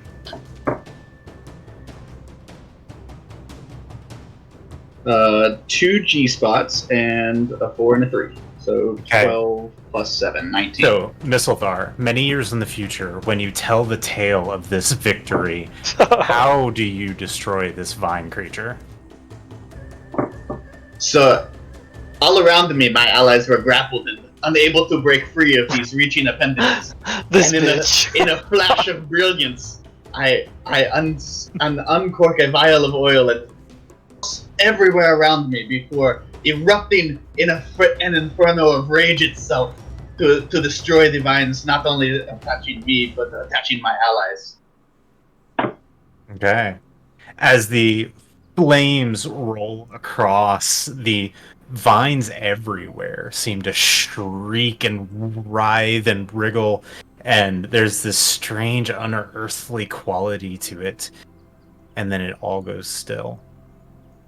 All around you, the entire expanse of wood, this entire floor, and looking around you, the illusion of natural Natural. feel, its naturality of it seems to fade, and you see this abhorrent life that had consumed everything beneath it. There are carcasses of woodland creatures. There is a corpse of a humanoid, long decayed and nearly completely destroyed. But the floor rests, and very quickly the vine starts turning into this black sludge. Ugh. Gross. Is that I said it would burn for attacking my friends. when we've slain other things? Did they turn into black sludge? Or no? Negative Ghost Rider. Okay, just making sure. This isn't some ominous warning. Mistlethar is just slowly walking through the smoke and burning patches. And as you look at it, Selu, make a nature check for me. 7. Okay. There's some sort of perversion to this, but for clarification for the D&D players, not necessarily the character, it does not appear to be otherworldly. Okay. But it is, like, definitely decaying before your eyes. Bad juju. It's not a fiend, yo. Just making sure. Mistlethar will take some time to examine the other remains that are trapped in it, mainly for the purpose of comparing his victory to the defeat of other things, but also just to see if there's anything cool. Awesome. Go ahead and make an investigation check for me. I'm good at those, but not good enough to compensate for that. While he does that, Selu would do similarly, but would be kind of inspecting the decaying vines as they go. I'm assuming based off of the nature check that I probably don't learn anything, but I would spend some time messing with it. Assuming it continued to feel as though danger had passed anyway. And it does. And at the end of it, it is almost as if it wilted over the course of moments rather than years. I tell you what Selu would try and do. Selu would try and pick a flower before it wilts. Oh no. Don't do it! It's a trap! You can certainly try. Would take a moment and pick at the flower, and probably use without thinking about doing it, but druidcraft to try and keep the bloom itself alive. Nature is wisdom based, right? Nature is intelligence. Okay. Which I always thought was dumb. Yeah, could just go ahead and make a straight. It is intelligence, but I do have double proficiency in that based off of character choices. So I have a +4 on that. But in this case, we're going with your spellcasting ability. So go ahead and roll just a straight wisdom check for me. Okay.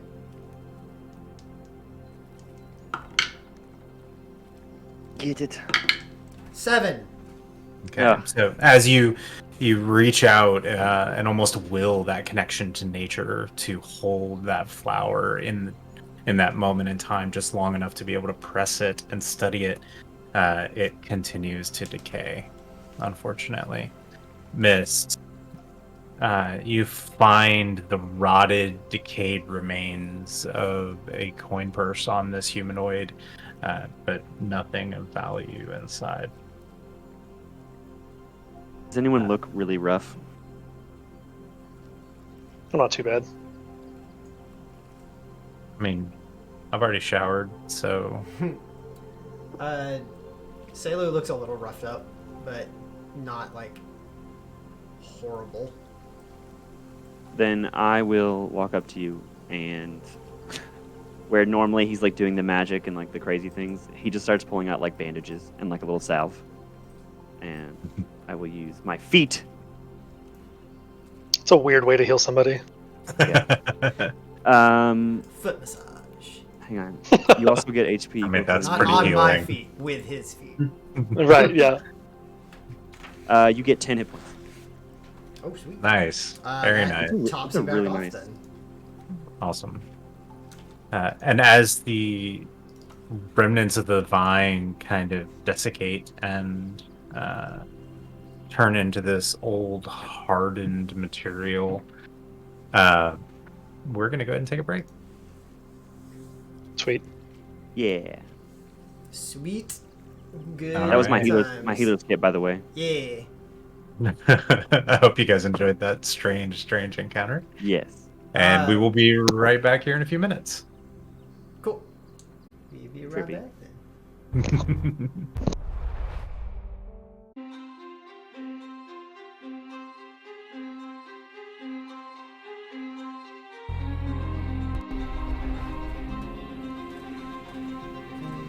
And welcome back. Super quick announcement that got left off at the beginning.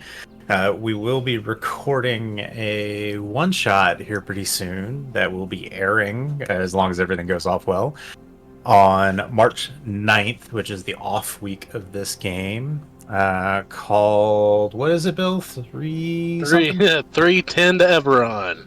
All right. Do you want to say anything about it? It is an original one-shot Thrayne heist set in the D&D world of Everon. It's pretty fun. It's run it before with a couple of people. And with the characters that everybody's playing in it that they've come up with, it should be pretty entertaining. Yeah, we're going to get nothing accomplished. It's going to be great. It'll be great. Yeah, it's fine. And it's Follow us here and follow us on Twitter to get updates about it. Absolutely. So, bringing us back into the wilderness surrounding Skima, venturing out away from the town, running an errand for your new friend Sandy, a strange encounter with a white-furred and antlered wolf-like creature. And then an even stranger encounter with a moving, writhing forest floor that seemed to rise up and attack you, releasing this toxic pollen from flowers and pulps all along its body. Eventually, dispatching it, you searched amongst the ruins to find other decayed and desiccated creatures. It seems this thing has been feasting upon the forest floor around it for some time. And now, with the foe, I guess we can call the giant forest floor patch a foe, with the foe slain, before you is this massive waterfall that juts out from a rocky outcropping from the Skima bluffs and pummels down into a hole in the ground that it seems time and erosion have taken its toll across the stone. And this hole, 50 feet across, opens up and the waterfall just disappears into it. Reese is going to walk up carefully and toss one of the rocks in and just listen. The sound of the rushing waterfall overtakes everything else. Joy. Is there space behind the hole in the waterfall, like space in the cliff face behind the waterfall? Not like an alcove or anything. Okay. It all appears to be worn smooth with weather and time. The only direction evident before you is down. And there is plenty of room in this hole to make your way down without having to go through the water itself. But approaching it, it's almost as if it curves back and bells into the cavern below. So it is a sheer drop. And you can hear the water splashing into more water below. So we can hear the water splashing below, but can we see like how far down? With your dark vision, looking down into the cavern, you can see the water level is at about 60 feet. Okay.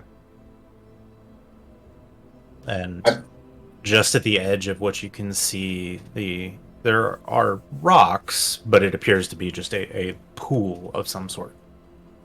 So Reese is gonna get up to the edge and then probably like lay on his belly and like look over because he's probably mildly afraid of heights. And Meanwhile, I'm gonna Sailor walks up to use- the edge and is literally just like staring down into it, like just Hinges at standing the there. hips. I feel like Reese is I- mildly afraid of everything. Probably, yeah. On average. Mildly. But I'm going to use something new where my eyes are going to light back up again with the blue light. And Mr. DM, what can I see with my 120 feet of dark vision? Ew. With your 120 feet of dark vision, first of all, everyone sees the little wisp of light leaking out of the corner of his eyes. It's there in a flash and then gone. Mm-hmm. And with your 120 foot of dark vision looking through, you can see that the pool of water is very wide. It's 100 or more feet wide. And there's a cavern off to one side that continues on. And it appears like an underground stream of sorts goes that route. The walls appear to be rough hewn. There's no man-made carving around it anywhere. And there are these little pinpoints of light in the pool of water.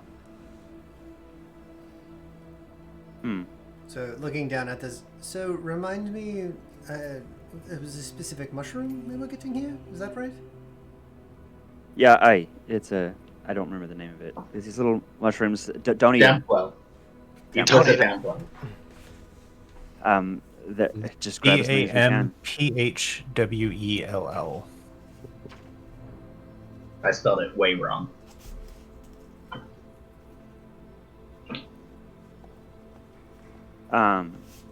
Yeah, they're down there. We just gotta. Does anyone have any rope that we can use to get down? It might be hard to get back up.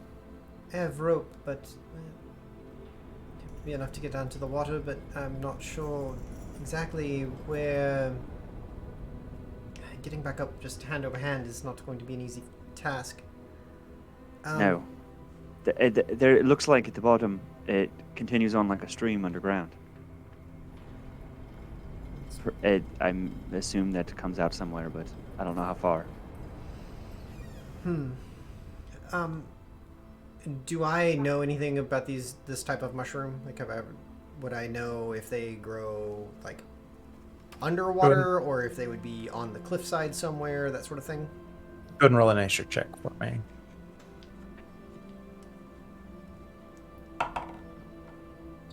21. Hey, coming back around. The Damphwell is it's a strange variety of mushroom, and you know it by a different name in Elvish, but it is very poisonous, though has some pretty amazing medicinal properties if treated properly. Poisonous to the touch, or just poisonous to like ingest? Consumption. Specifically for its environment or biome, it grows in incredibly damp, dark places. It can survive underwater, though would thrive otherwise.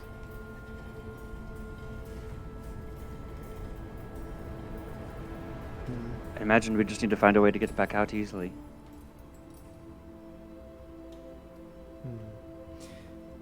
Well, looking about, so seeing as how it like bells down on the other, like away from the waterfall, so there wouldn't be a rock face to like rappel down against or come back up with a rope. Is there anywhere nearby, maybe a little closer to the waterfall, that you might get a little wet going down, but you're at least able to like kick off the wall coming down or something along those lines? If you could tie off somewhere up top. tying off somewhere up top will probably be the only way, looking around. Just your natural instinct and experience in the wilderness. You haven't spent much time below ground at all, but I mean, it makes sense. It looks almost like a sinkhole or a underground aquifer that's emptied. It seems like you're gonna have to free rappel down through the space. Oh boy. Shall we give it a go? I have a set of pythons. If that will get us closer, if we can hammer them in somewhere, that might give you more slack in your rope. Well, if we're tying off up top, does anyone else have rope as well? I'm not sure mine alone's going to quite get us there. I have an additional 50 feet. That'll work. I don't. I did not look at my stuff when I started. Alright, well, between the two of us, 100 feet of rope should be plenty enough to tie off and have plenty of excess slack to get where we're going. I am not very strong for hammering in the pythons. Perhaps someone else could step up and maybe do a better job. Gabe, do I have any experience climbing at all? Absolutely. I do. Okay. Your homeland, the Hrodran Plains, are littered with rocky bluffs and hills, even some spires of stone. You have had many an occasion throughout your life to have to climb. Working with like modern harnesses and whatnot might be a little out there, but you have experience climbing, rappelling, etc. Sweet. Okay. Cool. Then yeah. I will gladly volunteer. So wait. So was that Missile Thrower that just said that? Mm-hmm. I think I can handle this. I will go down first. Lipo, I did not see the edge of the cave and how it bells in, as they said, but I feel like 100 feet should be enough to kind of angle in the rope if we have to hammer in the pythons. Also, I might have rope too. Hang on. Yeah, I do have another 50 feet of rope, so I can add that. Plenty. So long as a few of us are still up here, it's probably easy enough to help him get back up. Is there anything I should know about these mushrooms? They like it where it's dark, and they like it where it's damp. I mean, handling them. Don't eat them. Don't put it in your mouth. I am not Jubei. I say with a small smile. That's I really imagine about the it. look on Bill's face is the look Jubei is giving right now. Touching them is fine. Don't lick your fingers afterward. Otherwise, it shouldn't be a problem. Very well. I would like it very much if you could bring me an extra one, since I was not able to keep a flower. I will see what I find. Okay. I'm happy to come down as well. Just the climb out is... Well, we may both need a bit of help. Otherwise, if you want me to come down too. But one at a time, I think. Miss Thar looks at Reese, shakes his head, looks over at Jubei, just kind of shrugs. I'm not exactly the best as an anchor here, so... Jubei? I'm not the best climber, but I'm not sure if I'd be good holding it either. Perhaps just in helping ease the rope down a bit. Fair. So in discussing as a group and looking at the situation, combining your various skills, you can get the entirety of the group into the cave and out of the cave safely if you choose to. It is, while a task, not impossible, with the variety of skills you bring to the table. Missile Thar has the option of going. He wants to go. Yeah, Reese is probably like worrying his hands, but like as soon as Kai mentions like, what should I not do with these mushrooms? Reese is like, I'd like to go too. I mean, I assumed we were all going. I was volunteering to go first, just to like set up the route and all that. Perfect. Belay on, sir. I don't I'll know go if I used that behind right. I'm him. sorry. On belay. So, lowering yourself down into the cavern, and using a bit of motion to bring yourself past the edge of the water, the pool, bringing the rope almost at an angle back up to the lip. You're able to find a place to tie it in fairly easily, and having landed and secured the rope, looking around you with your dark vision, it is dark in here, but there are these little pinpricks of light in this pool of water about 100 feet across, and further down the cave near the water. I'm gonna walk towards one of these pinpricks of light. Okay. Which, down the, like, No, further in down the the pool. cavern? No. Just like where we are. Okay. So The closest one. by in the pool, you're going diving if Oh, you snap. would like to get to one. And as you I can't all see what it, I can't start see to what it is from gather, here. as you all start to gather at the bottom of the cavern, you see that this cavern floor is actually quite deep. The pond, you could have safely fallen, and it wouldn't have felt great to belly flop at 60 feet, Right. but you would have been fine. Oh, that's a big pool. I will start stripping off my clothes, but I will leave on my skivvies or my undies. And yeah, I'm gonna jump in. Okay. You all watch this happen as Reese starts disrobing. The smell is very heavy with mineral. And as you leap in, it is frigid cold. Jeez. But as you dive past the surface, it starts warming up very, snap. very quickly. And a few feet down into the water, you see ahead of you, because you, I assume, still have your vision Yes. going.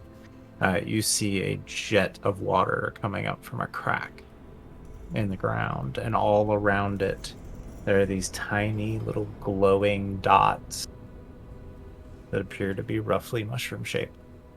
Oh. I'm gonna scoop them up.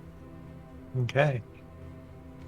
As you get closer to the vent, Patrick is fully prepared for this. yeah, Reese is not. you kind of lost in the vision and the beauty of this moment. You take 3 points of fire damage as the water around you gets literally that hot. Cutting back to the surface, you see him dive in, and the water is cold, the mist is cold, but he's just diving on in like it's nothing. But you probably see me reach it, and then like bubbles come up when I get close, when it starts to hurt. So Jubei, you were starting to say something. Looking at my armor, looking at the surroundings, I'll go find a rock outcropping and just have a seat, Master Roshi style, and just set my sword against my shoulder and just go into meditation, because someone needs to stand watch. Okay, make a perception check for me. Oh no. While he's doing that and Reese is jumping in the pool, Selu would have been looking around out of the water for any more of these mushrooms, anything that would have been growing about. You can see further down this underground river. 21! Awesome. Nice. Further down this underground river, you can see mushrooms growing, and they're faintly luminescent in the dark. Not Mist a ton. would be on your just enough. coattails. Sorry, I thought you were done, Gabe. My bad. You're fine. Yeah, mist would be on your coattails as you're going down the hallway. Is that what we're looking for? Is that one what you're looking for? Is that one of what we're looking for? I'm pretty sure it's those back over there. They have a faint glow to them. And Selu would start heading that direction. Me too. Sure. Split the party. Good idea. Yeah. About how far down are we talking about, considering we're I mean, split Selu's party? not trying to get like super far away from everybody, but also would not hesitate to. I mean, I'm not going to hesitate to walk 100, 200 feet away from the group. Okay. So this cavern where this river flows kind of angles down and away, and it goes on into the darkness as far as you can see. Jubei, keeping an eye out, looking around this cavern, there's so much noise here from the waterfall that it's difficult to hear much. But with your keen dragon eyes that you packed for this journey, that joke will get old at some point, I'm sure. You will look around and you see a few outcroppings where smaller creatures would skitter, and a little set of eyes pops out, looks down, sees these strange foreign things, it just takes off. Nothing threatening by any means. Reese, how long are you staying down there? I want to grab an armful and just get out of Dodge. Okay. Roll a d12 for me. Now that it's burning me. Danger zone. 8. Okay, you grab 8 mushrooms. Whew. Nice. And I get back to the top and just spill it out. Okay. Now that I'm out of the water, do they look like the ones that were requested? Yes, they do. Okay, cool. The glowing mushrooms that grow in this cave are the ones you're looking for. I'm probably going to wrap them in something, in a bag. Everyone, I found them. Those glowing ones down there. Those are the ones we're looking for. And as you look around, Jubei is the only one there. Where'd Head back to the other group. Kai's the still around, right? Kai hadn't gone anywhere. No, he followed. He followed. No, I followed them. So, I mean, you aren't that far away. But I mean, when I say 100, 200 feet, like, I'm not going out of view of where everybody else is at. just poking fun at Reese. So I'm alone. if there's a way to make Reese panic, I'm going to push the button. Yeah, no, I don't know. I'm just So, making clear my intent. So, Selu, Kai, Mistlethar, as you are down the cavern a little ways, you see these mushrooms growing along and sometimes under and in the water. Well, those are what we need. Do we know how many we need? What was she looking for? She did not give us a number, just as much as we could get. How many would it take to kill somebody? Well, that depends It's on like how you use Selu, it. But, I mean, one would be enough if used improperly. Delightful, and Mistlethar just starts picking some up. Selu does what they've done other times. Will undo one of the tight wrapped sleeves into more of like a little like basket, and just starts picking mushrooms and loading them in. okay. Kai? I've never been underground before, I imagine. Not this far. You know, Yeah. maybe a cave to spend the night kind of thing, but Yeah. So, can I don't know, I just want to kind of look around. I don't want to go too far, but absolutely. if I can make like I don't know, investigation check or something to see Roll what's a s- around. Roll a survival check for me. I can do that. Nat 20. Nice. Yes. Nice. So, looking around, the soft silted sand of this floor looks to you like the water has risen to higher levels and then lowered back down. You can see where these little plots of subterranean life have popped up. There's a strange little crab that skitters across the sand and then vanishes as it buries itself.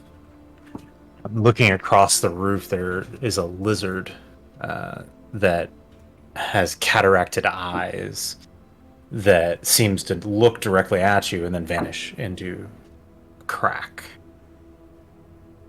And as you continue to search around, you hear this strange noise coming from further down the cavern. And of course, my mic's not picking it up. No. It's a whistling sound. Like a sound like wind blowing through like a animal type whistling sound.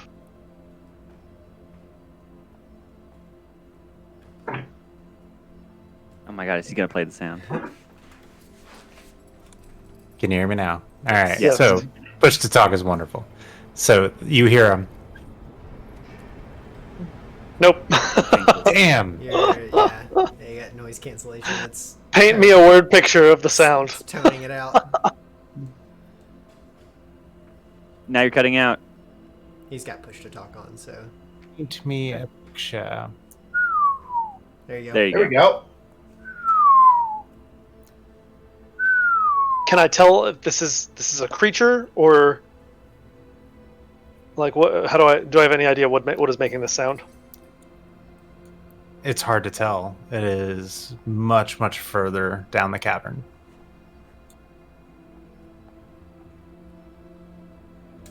Hey everyone, there's more mushrooms down under the water here. Why should I get wet when I can just pick them off the wall? Selu would call back to Rise. We found quite a bit down this way too. I mean, but it's actually nice in the water. Just don't go too far down. It felt awfully cold on top.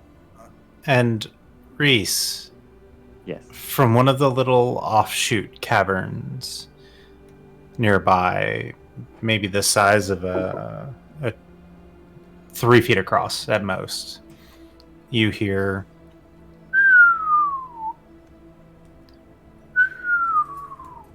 Oh dear. It sounds like someone's trying to whistle into a mic. sounds about right. I'm gonna grab my staff off the ground. A little worried. Jubei, do you hear that? So has Selu heard this as well yet? I mean, No, but I was gonna draw attention to it. Actually, I was gonna say, like, who's closest to me? Is it Selu? Yeah, you, Selu and Mist are together.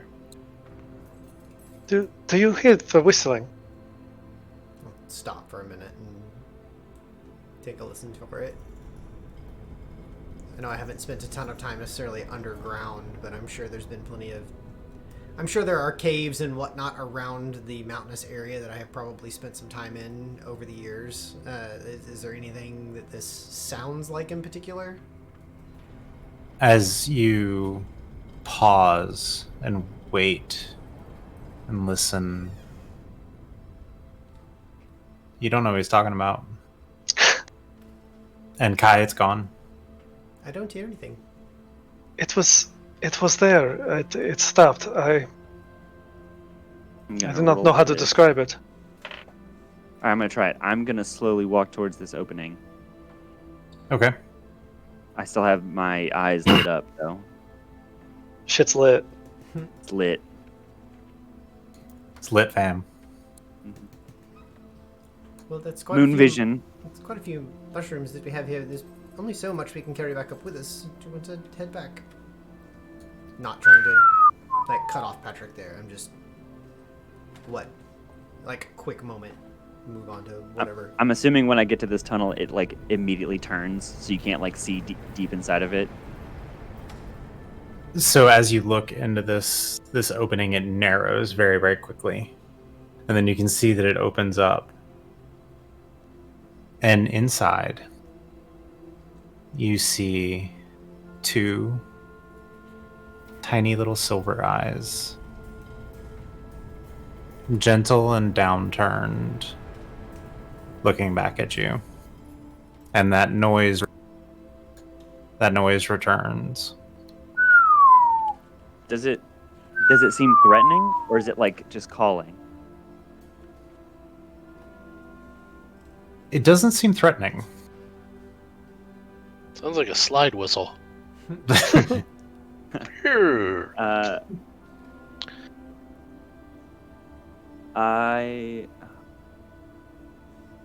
gonna set my staff down and hold my hands up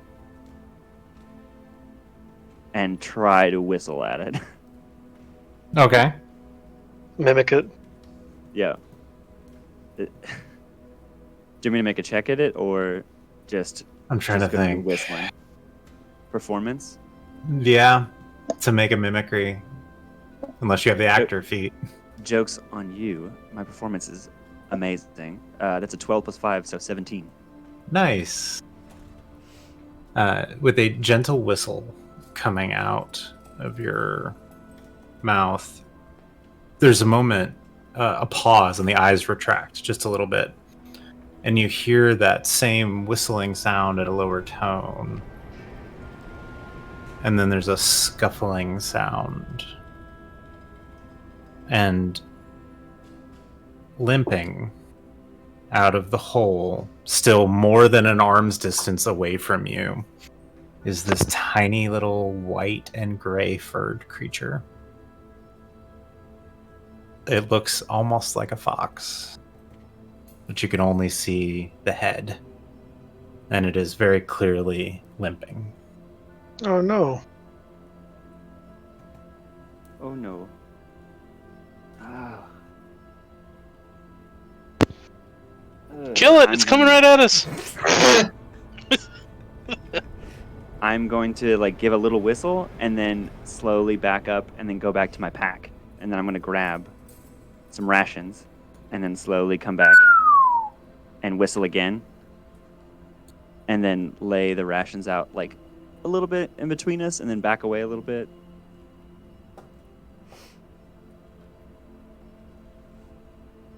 Make an animal handling check. Does anyone have inspiration they can give me? Because that's a natural 1.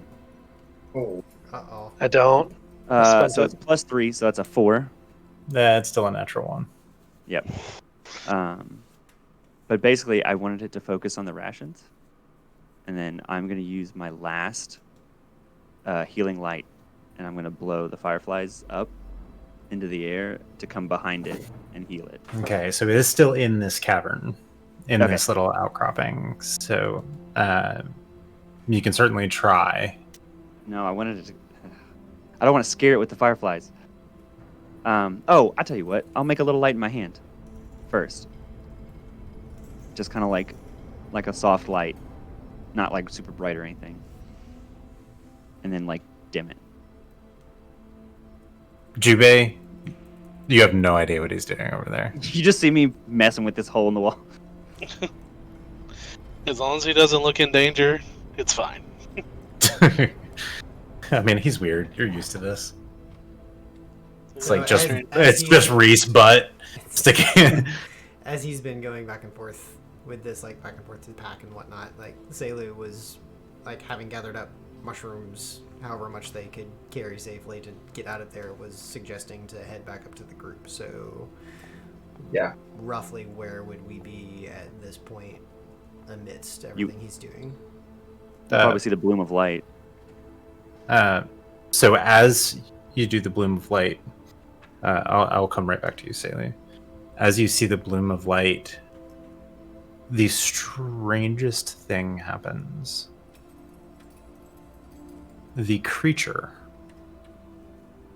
lights, as if from deep inside its core, a little glow seems to permeate throughout it, and its body, it's as if its body was mist and the light shines through the mist, and then it goes away and the creature is corporeal again. In a really like playful way, I'll take the light and smack it on my chest so that it like emits from my chest. And I'm like, no hands. Make another animal handling check for me. Okay. That's way better. 14. It whistles at you one more time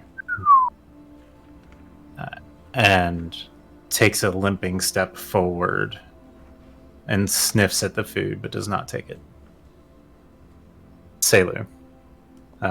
About this time, the group of you has returned, and Kai, you hear that whistle sound again coming from the little cave that Reese is butt sticking out of at this point. and the rest of you kind of return and see this cave, this little 3-foot cavern glowing from Reese, and this strange whistle sound from inside of it. How many mushrooms should we say we found? Roll a d100. Holy shit. 100 of them. That is triple zeros. Okay. What? You are able to pick 100 mushrooms.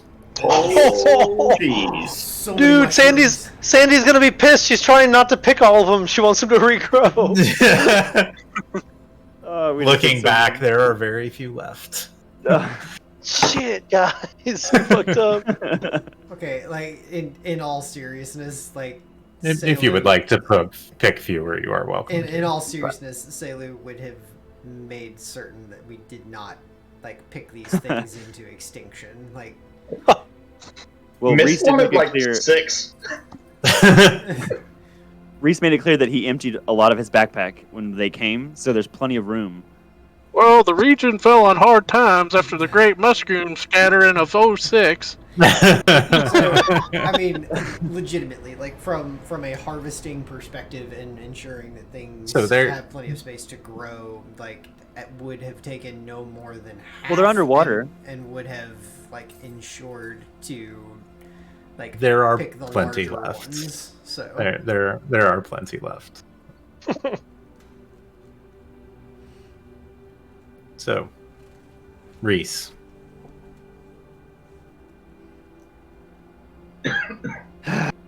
I'm going to go ahead and gently blow the fireflies towards him. I'll go ahead and roll it. It's a 5. Okay. So as the fireflies release from your hand, everyone sees this. You're used to the firefly thing at this point. It's odd. It's definitely magic, Selu. But Other people do they magic. release from Of course they do. they release from your hand and float down and settle on this creature's sides. Reese, in your mind, you feel comfort. And the creature seems to retract in on itself and become a single speck of glowing light, emitting bright light in 60 feet, What? and vanishes back into the cavern. I feel like there's probably a moment where, like, I look like the guy from Atlantis, like, just scrabbling into the hole, like, looking in. You all see this bright light wash across Reese, What? Um, What was that? and then it fades as if it ventures further into the cavern, into this little hole. All right, over there, Reese. there's a thing in here that it came out, it was a little animal, and then it's gone, and then it turned to light, and then it went back inside. I'm gonna figure out what it was. Was it? It didn't hurt you, did it? Selu No. immediately puts all the mushrooms down on the ground and rushes over to where Reese is at, because this is Careful, be Shiny! Ooh, Mist don't want to starts scare it. picking up all the mushrooms and putting them in We his don't pack want to and scare it. We, just easy. And then, is it still close enough? I'm gonna try to reach out. No, it is with gone.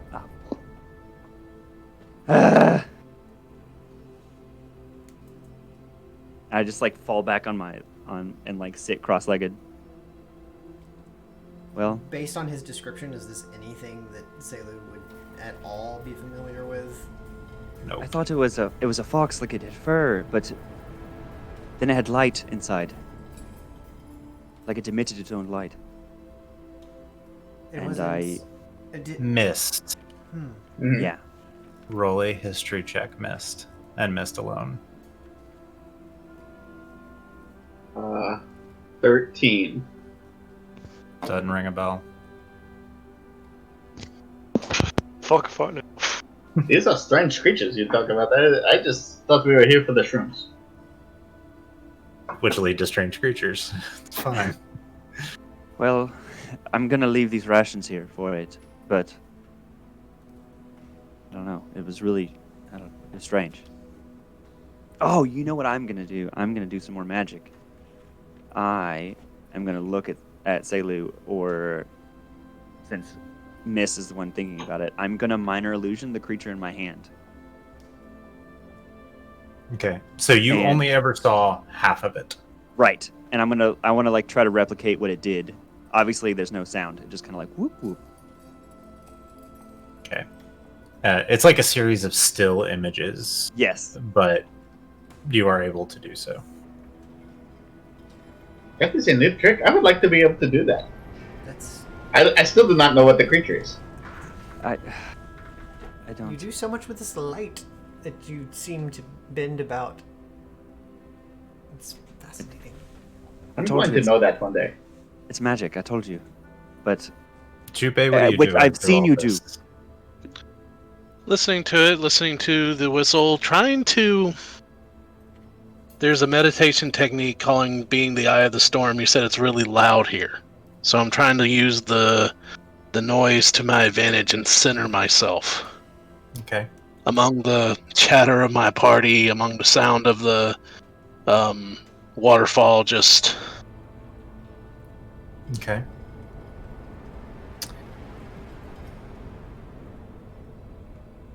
Jubei.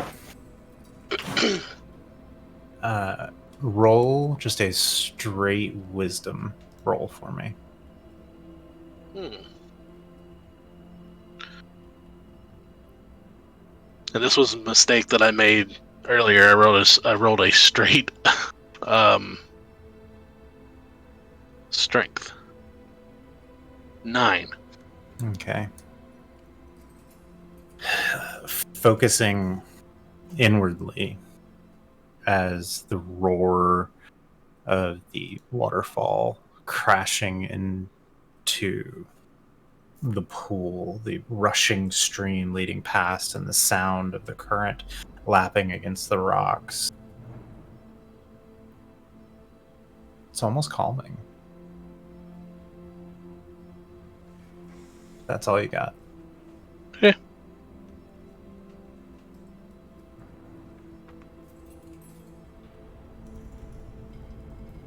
Kai, make a perception check for me. Ugh. It's a 9. Okay. Looking about the cavern, there's the longer you've been down here, the more your eyes have adapted, and there is little flecks of lichen across the ceiling Oh, cool. that illuminate.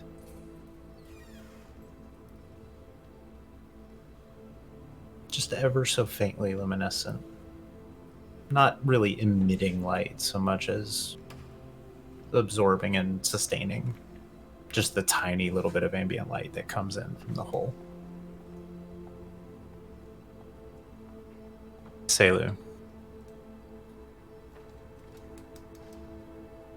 Roll a survival check for me.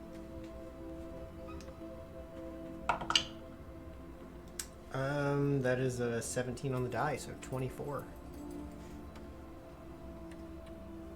With looking about this cave,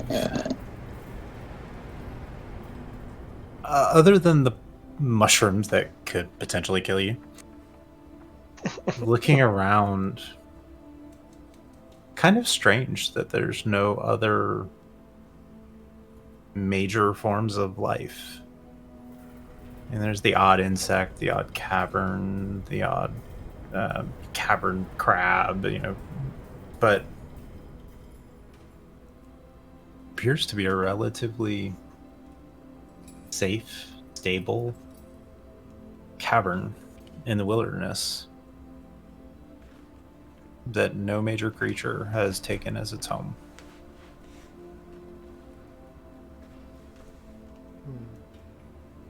Mist. Yes. Roll a perception check for me. Who are you talking to? 17. The faint glow from the mushrooms. It's just ever so slightly luminescent. And as you look down the cavern, the further away they are from light, the more they glow.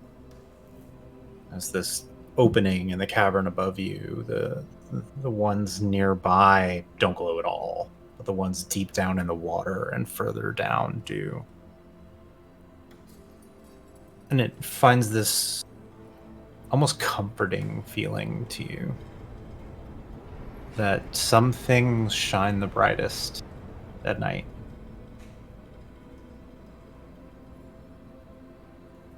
I like it, first off. First, I love it. Right?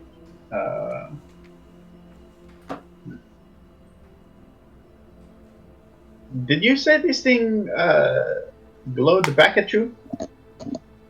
Yeah. It had like an in within it. Okay. So if I tell you this, you have to promise to come to the summit with me this evening. We can not just set off at the precipice. We go all the way to the summit. Well, I planned on going anyway, so.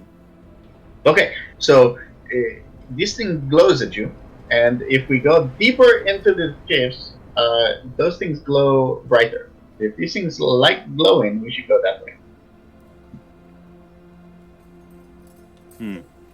I will say it's a bit odd. Normally something would have taken residence here. This is a prime place for something to have decided to live here. But aside from whatever it is that sounds like it was glowing that you interacted with before, there's not much here. It's a bit odd.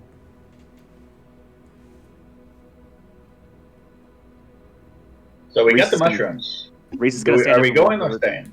He's gonna walk into his backpack and pull out his little box, and gingerly lay it down and lay out a little mat, and pull off the deck of cards. And he's gonna think about the little thing that he just saw, and he's gonna go ahead and draw a card. Zaylu is literally going to sit down across from you on the other side of the cards and just like watch what you're doing. Do you want me to actually draw a card, Gabe? Actually, I want you to draw 3. Oh, jeez.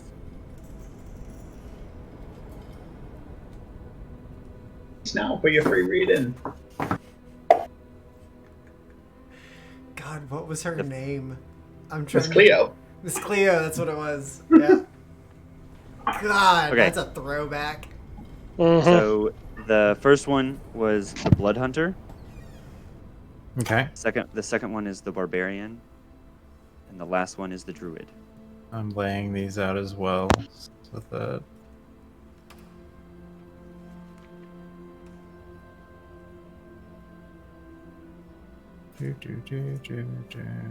Y'all gonna make me have to go downstairs and go get my deck just so I don't feel like Okay. Closing your eyes and holding your hand out over these gold-leafed cards,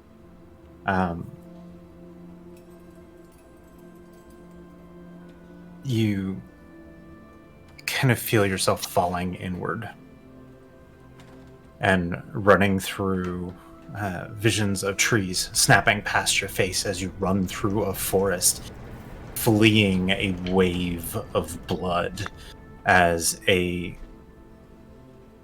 strong-willed, strong-armed, and strong-warded and armored creature cleaves trees after trees after trees, and ahead of you,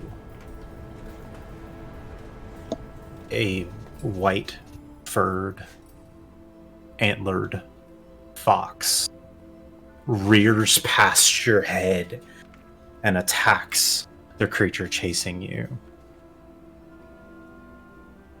And then you open your eyes. Everyone just saw Reese blink. That's it.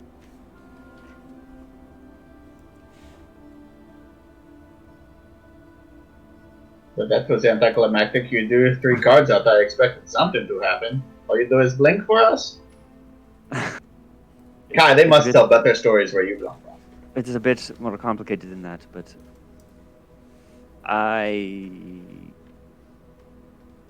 don't relay the vision. The cards, I have difficulty interpreting the meaning. I see things, but I don't know the meaning. That's tough, buddy. Just patch you, As- walk off. As you were sitting there, Bill, feel that peaceful roar kind of overtakes everything. And the sounds of your friends disappear, and your mind drifts back to the blade forms and just the motions and that peace.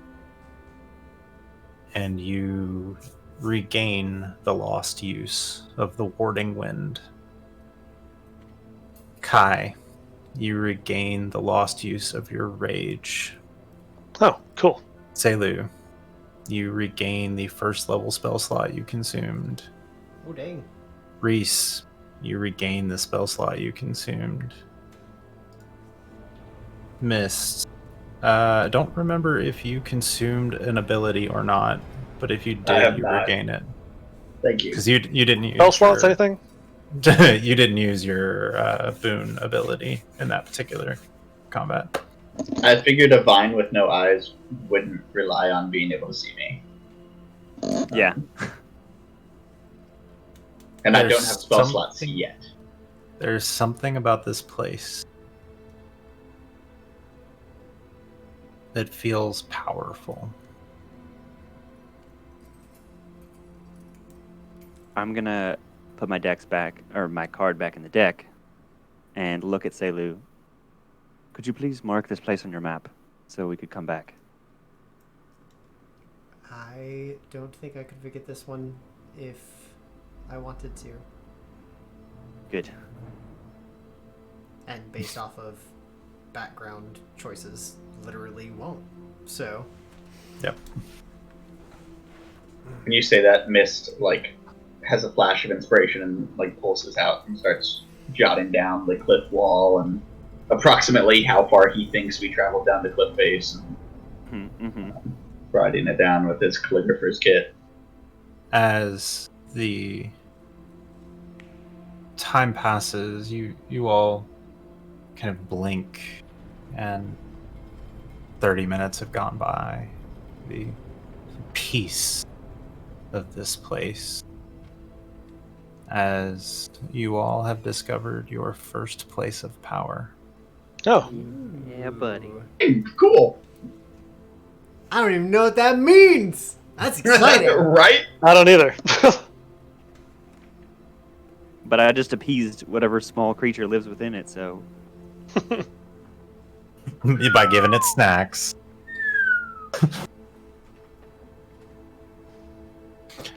You all have heard legends of places of power, places where energy is drawn. It's wrapped up in myth and legend and superstition everywhere. Each one of you, your own beliefs, your own backgrounds, your own stories and lives, you have heard the concept either wrapped up in, it's where the witch lives, it's where ancestors walk, it's where, the hedge wizards go, places of occult ritual or spiritual significance. Ooh, does this feel at all familiar to me? It does. That was that perception check you bombed. The longer you sit here, this feels very, very familiar, like your trip to the Ba Lane. This place, the feeling of it. The longer you sit here and resting, it doesn't feel like a lulled rest. It feels like a peaceful and energizing rest. It's almost like electricity and potential in the air.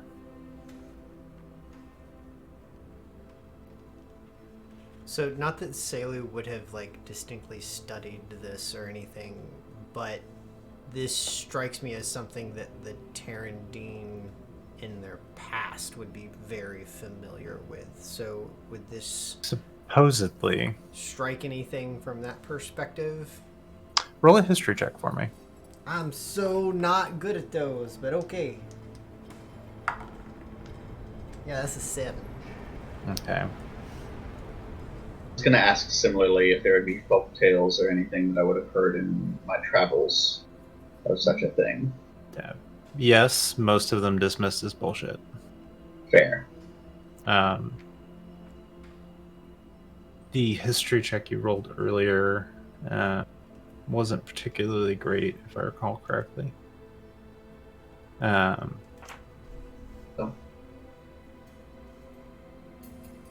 But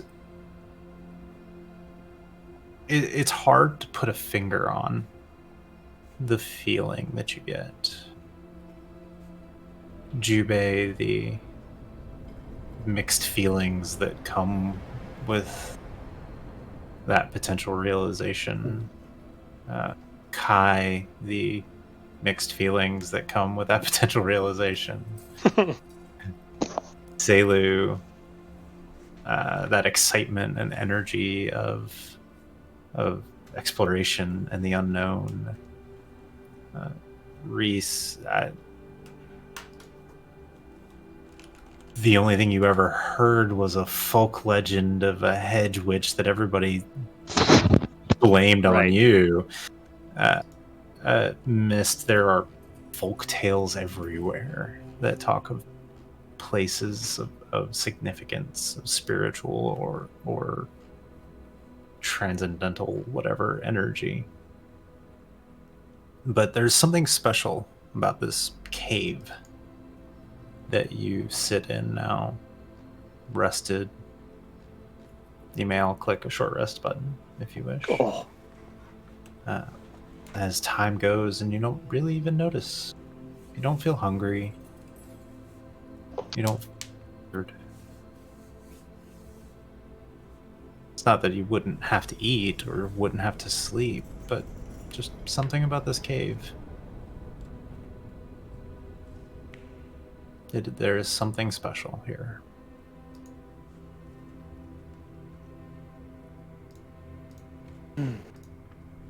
Well, perhaps we should get these mushrooms back before we just, decide to spend the night. I would not mind. I wouldn't mind either. I Yeah. think if we decide to stay the night, that perhaps Mist might have words with us about that. Yes, I would warn you against it, because I have heard tale of a lotus-themed hotel or inn that if you stay there, you could be lost there forever. This place is too comfortable for me. Is that a All song right. by chance? It is a Greek myth. I did not know who the Greek were, but they were into some weird stuff. Oh, man. Jubei, as everybody is chatting, I will what is get dressed again. What is going through your mind? About this time, if it's silent, has everything been, and everybody's been paying attention, you guys just hear from Dubé. He found the eye of the storm.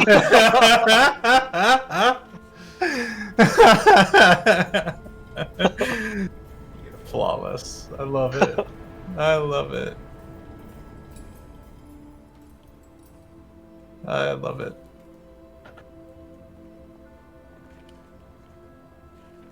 Yeah, I'll get dressed. Stuff Hey, the you've been- backpack full of mushrooms. In your underwear this whole time. Yeah.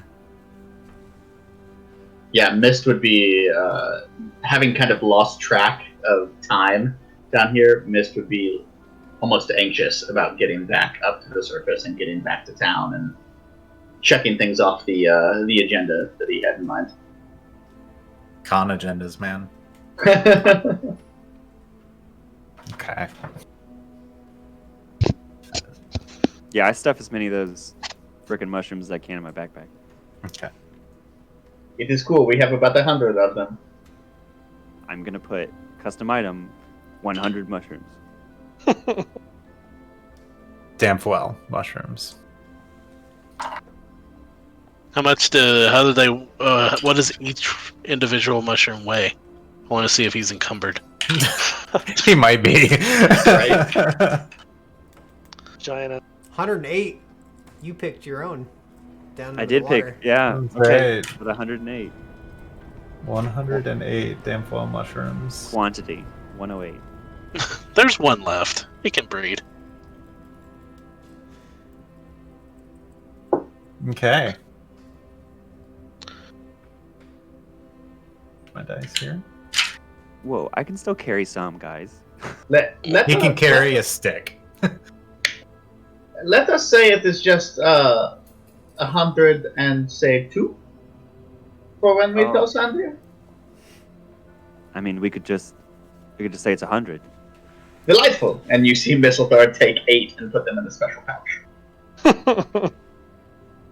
Just Okay. please be careful with those. They really are dangerous if you don't use them correctly. And just wash your hands. And they I have a will make feeling- me dangerous for those who do not use you correctly. And he just goes about like nonchalantly packing them away. Okay.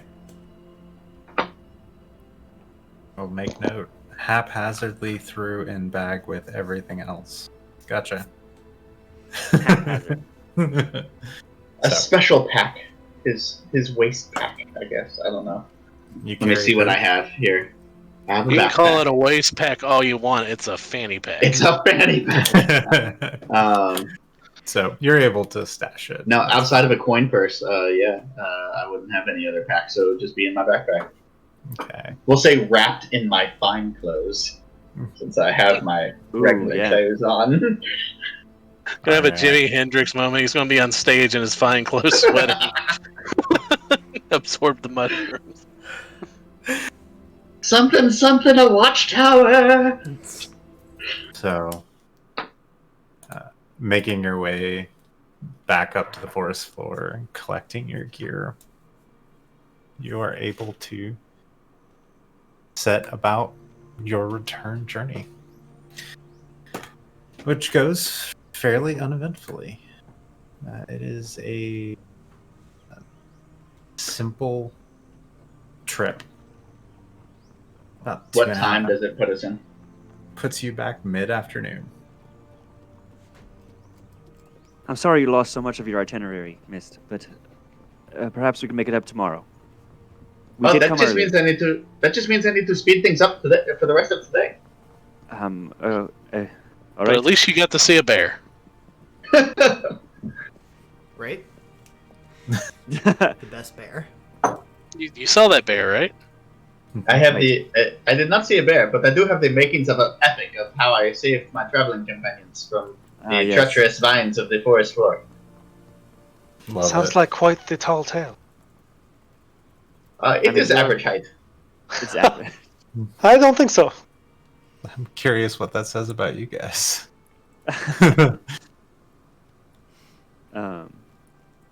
Yeah.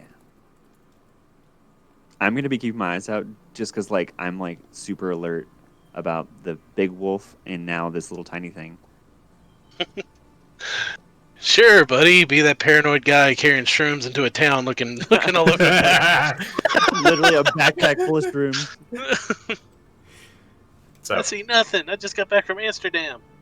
as you arrive back into town, it is almost a changed scene.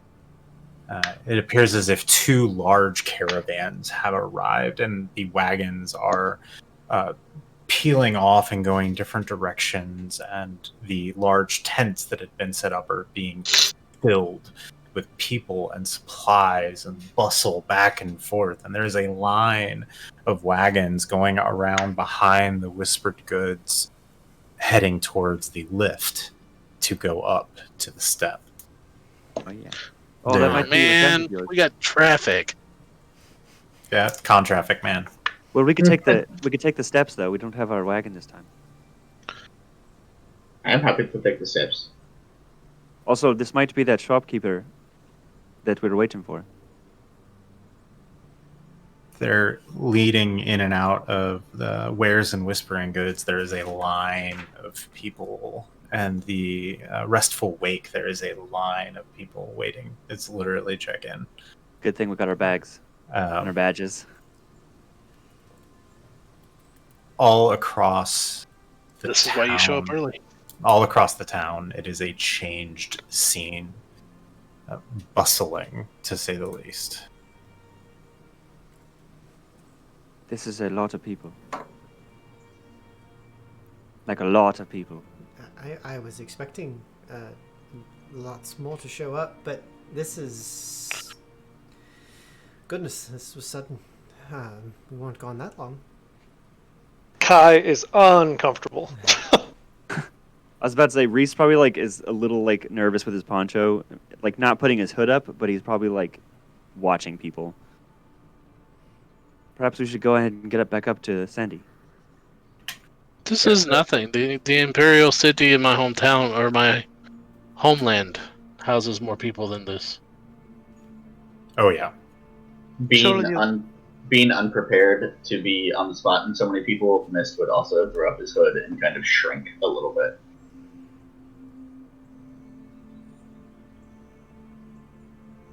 What were you saying, Derek? I cut you off. Oh, sorry. I was just responding to Jubei. I said, "Surely you jest." No, not usually. Maybe that is why there are so many taxes. Selu is surprised by the number of people, but like is not put off by it. I forgot about the taxes. God damn it. So Now Kai's even more uncomfortable. definitely agrees with the notion of getting things back to Sandy. And then we should go straight to the summit so that we can get good spots. I would like that as well.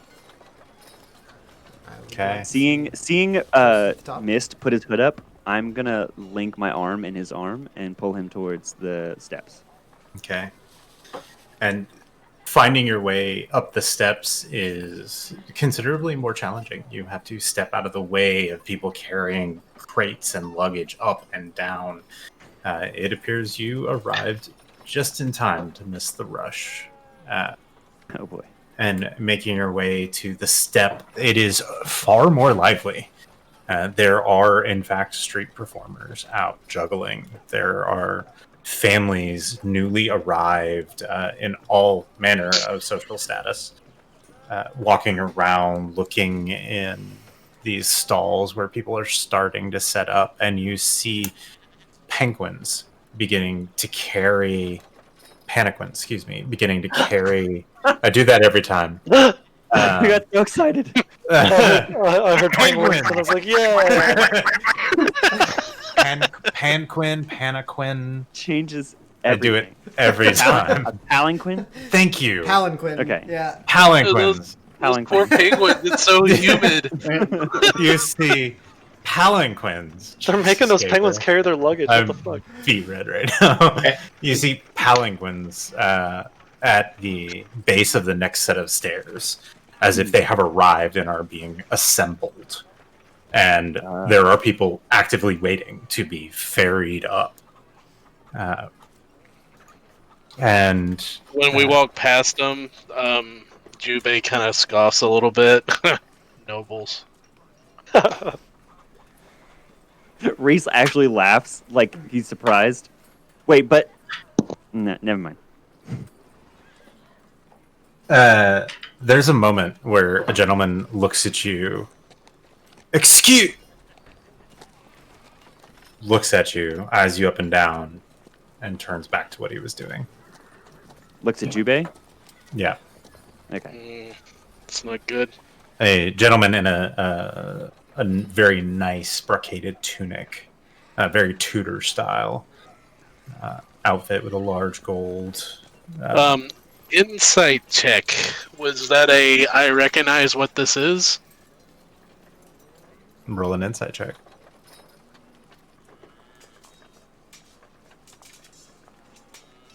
/ who this is, what this is. What do? That's a 21. Okay. Get it. So this gentleman looked at you, turned towards you, and something catches your eye. His sword is on his right hip, and his left hand is gloved. And it is a fencer's glove, padding across the knuckles, etc. He turns and looks at you, and in that view of sizing up a warrior, sizing up a dueling opponent, and went back to what he was doing. There was a moment of shock as he saw you. Hard to place what that means, but there was a very definitive, not fucking with that. As a left-handed fencer, I most definitely appreciate this interaction. Jubei has a moment of regret letting his emotions slip and just goes back into friendly demeanor, bowing at people. As you know, the awkward moment where you're in a crowd and you go face to face with someone, Jubei will stop and bow and introduce himself, like to the point that it gets awkward, like the 15th time he's done it in a row. Jubei, we don't have to do this every time. Do you introduce yourself to this gentleman? If he paused enough for me to apologize for the slip that I said, I would bow and introduce myself as Jubei Shojun and apologize.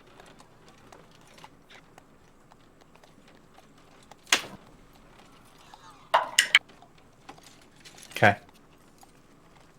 He looks at you, looks you up and down. Apology accepted, and turns back to what he was doing without introducing himself. After I get out of earshot, nobles. I didn't really like him anyway. Mist. Mm-hmm. As you see this interaction, something immediately jumps out at you. Okay. His left hand is gloved. His sword hand is gloved. He is from the Free States of Fordale. That is a tradition amongst the Fordale people. Wearing a glove is to signify wealth and status and one's ability to win a duel. Having been to Fordale, the Fordale region, it is difficult to place which house he is. The Free States of Fordale are made up by 3 cities, and they're very much like in Fair Verona, Romeo and Juliet kind of squabbling households all over the place. And each city has its own dominant house. So you haven't spent that much time there, but these are the details you're able to pick out. Like, it's a city that's in a permanent rent fair. Okay.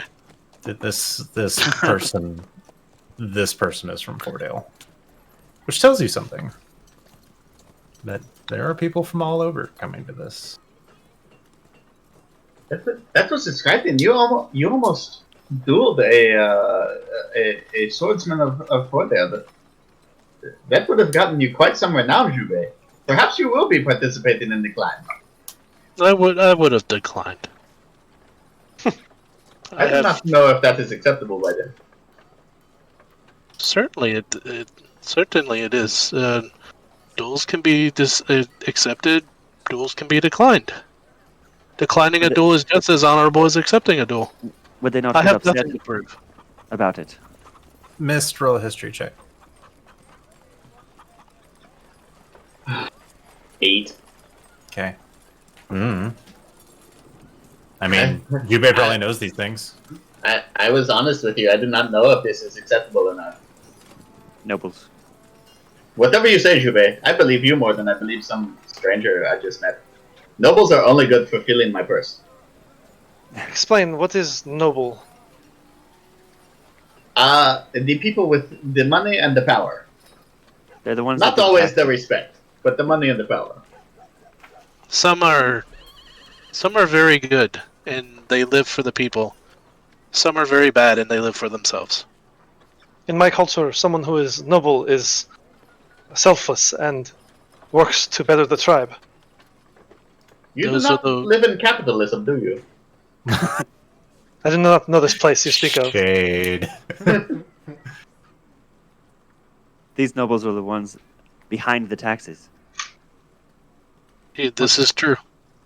But then they are smart because it is good to stand behind the taxes.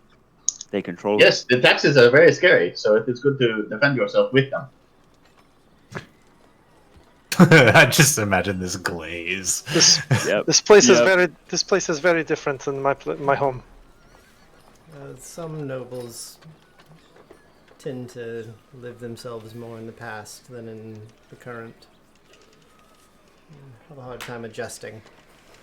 Most of the nobles I know are pretty self-centered. As you are walking Sorry. about the step, I'll come right back to you. As you're walking about the step, you see that the stone circle in the middle has been kept clear, and there are posts and ropes around it now, and the crowds are moving around that circle. The shop that was being cleaned off for Dinguish and Snooch is being loaded in by a team of men. And Sandy's has actually a family leaving it right now. The Clever Blossom. I will slip towards that as fast as I can. Heading that way. Yeah, this is probably the most dense crowd you've ever been in, Reese. Yeah, I probably eventually put my hood up. So, Reese, since you had taken Miss kind of arm in arm during the conversation about nobles, and towards the end of it, before we kind of clear that hill and make it to being able to see the town square here, Mist would kind of pull in close to you and be like, "Does being knighted make me a noble?" Well, I mean, from where I'm from, yes, they would be noble, but I don't know. I don't know much about it. I do not know how to be a noble. I would love to learn this. And he just kind of like shrugs in close to you. Where I'm from, you're the opposite of a noble. They're pretty awful. So I could be Not awful. all of them. I should be awful. It's okay. I can Don't- do this. No, don't do that, please.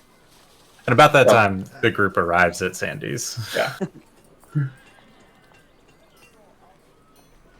I I was waiting for you, man. And then I slam the. No, I just bring the backpack up to the table.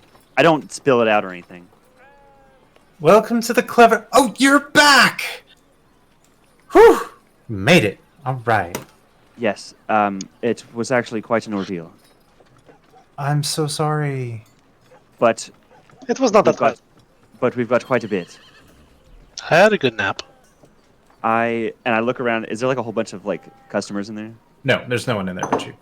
We've had 100, but there's probably way more. You didn't pick them all, Oh, no, did no. you? Oh, no, no. no, Oh, no. okay. They'll keep growing just fine. Yes, Whew. it'll be fine. Okay. But I We'll like have to open the handle. backpack. But I open the backpack and I'm like, but we've got quite a bit. What were you saying, Jubei? That's it. We left a handful. So as you open up the backpack and a few spill out, they are dull. They have lost their luminescence. Oh, perfect! Weren't they so pretty? She starts taking them out and counting them and weighing them into jars. You have to put them in jars, and she pulls down a wax seal over them to keep them from decaying too quickly. Do they Wow. decay because they're in the light? Yes, and the air, it's a little more dry here than it was in the cave. They need a really moist environment. The drier the air, the faster they decay. Like a cake. Exactly. Wow, 100. Wow, If it's, that's 25. 25. 25. Oh, the potions? We didn't even need... These... As we talked about, they can be distilled down. If handled correctly, they make a tonic that heals you really rapidly, heals the body. It takes about 5 of them to make a tonic, um, and some thyme and some heat, and salt, if you believe it or not. But anyway, so yeah, I can make 25. I'm gonna be busy. Oh, what day is it?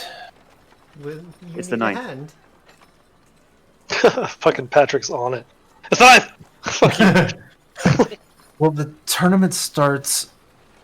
Oh, the tournament starts on the 11th, but I mean, I imagine they don't need all of them on day one. I hope they don't need all. Anyway, I mean, perhaps I look at Mist. We have some things that we'd like to do, but I would be happy to help a little if I have time. I'd be happy to show you how to do it. Absolutely. It would be worth it just for that. Yeah. Stop by tomorrow if you have time. I'll be clearly doing this all day. I've got to go get Mother. She's up at the garden right now, so can't leave her there for too long. We know how Mother likes to get lost. Hang on. Turns back and musses up her hair. Yes, you come for wish. And then she smooths her hair back and That was actually very good. thanks. Don't tell her. No way.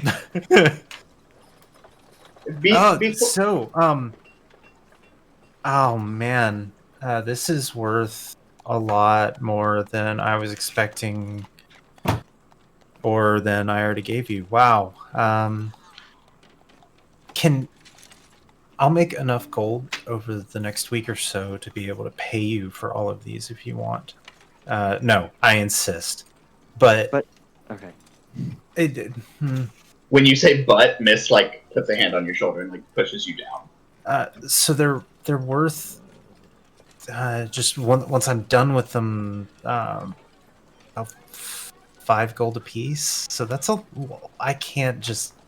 Reese is like doing the math real quick, and his eyes get like really wide. Whoa.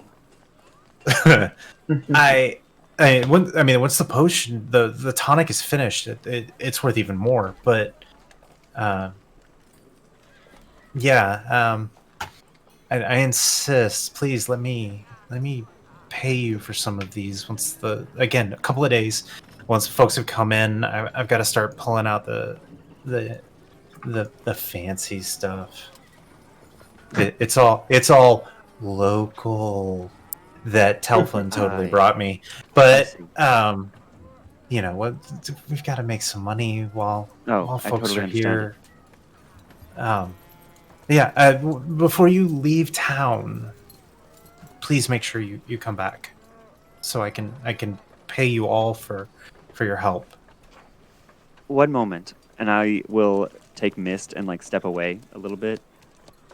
What if we ask her about the sage, like a favor for a favor? Do you think that she might know about it? That sounds like a great place to start. Yes, I was going to ask for a component potion about 8 vials with wax stoppers. So I mean, I feel like that would you could definitely throw that in. I think the sage is much more important. We should find him. Because I feel like hopefully at the summit. Yes, at the summit. But it might be easier if we get some help. I like help. Yes. Okay, and then I'll turn back. Okay, so perhaps, I mean, we're not shy from gold, and my friend might need some things, but maybe a favor would also be nice. Okay. Since we did a favor for you. It is more of an introduction. Do not be so worried about it. When we first came here, you didn't trust us. And we asked about a certain someone that might be here in town. Yeah. Would you happen to know anything about it? We're interested for purely benevolent reasons. There's a moment where she very determinedly eyes up every single one of you.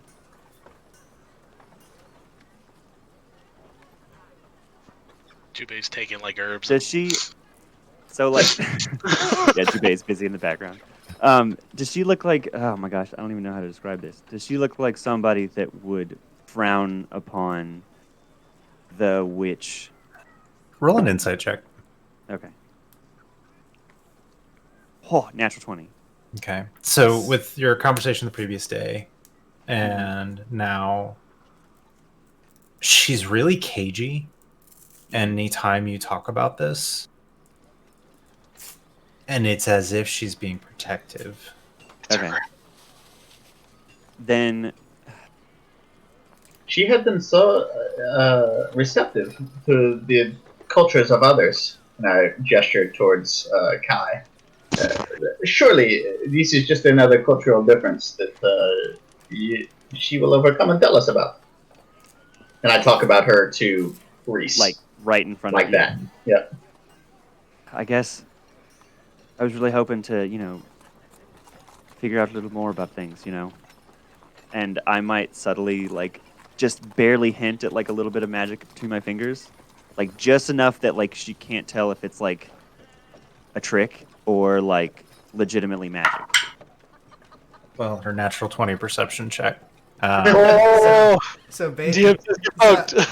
just to Can't sleight of hand that. just to lean into her perception check, then Selu is off like messing with a potted herb, and like it blooms literally like right at that moment. Jeez. We're not very conspicuous, guys. There's Like Selu there's is this- not in the conversation; it just happens, and she notices it. How did you Dude, do that? I have ram horns and a tail.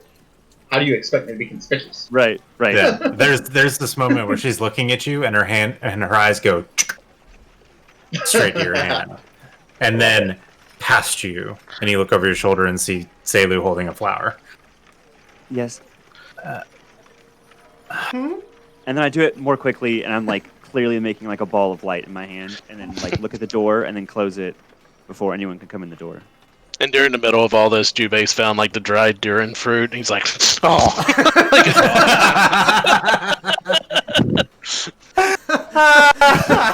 Why do they even have this? There's a moment Why? where she pauses.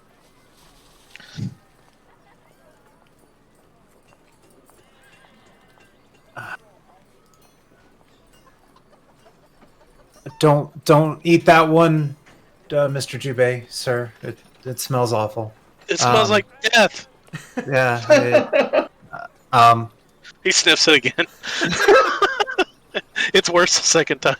He pushes it away.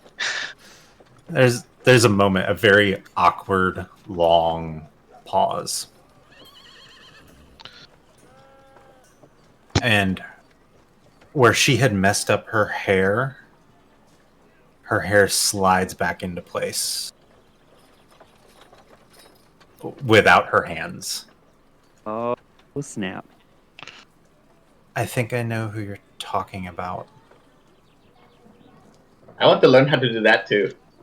I say to Reese in front of her. Like right out loud. Yeah.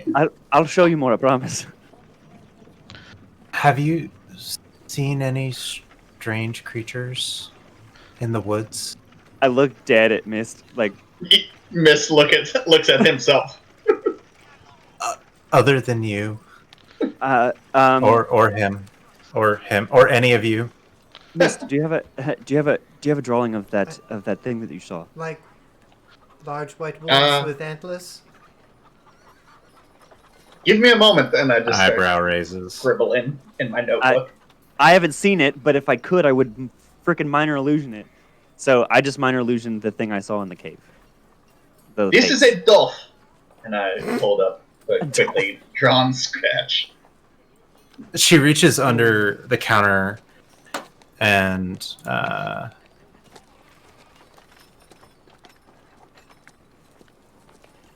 where's that? Oh dear, I'm so excited. She reaches under the counter and pulls out a picture. Let me resize this here. Ugh.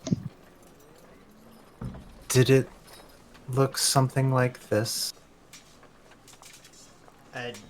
Selu, like, very much puts herself or themselves into the conversation at that point.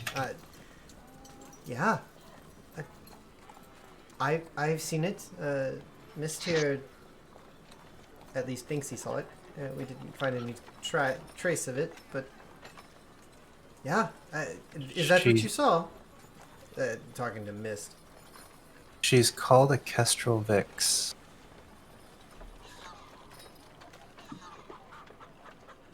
She's beautiful. Kestrel Vix. If she's seen you, they know you're here. Wait, who's they? They? Reese, like, panics. Bill? If she's seen you, then they are aware that you're here and are keeping an eye on you. They are good, not bad.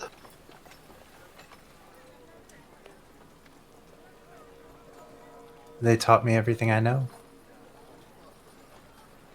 I hope they enjoy stories, because I will be telling many while I am here. They. During this serious Assume- moment, Yeah.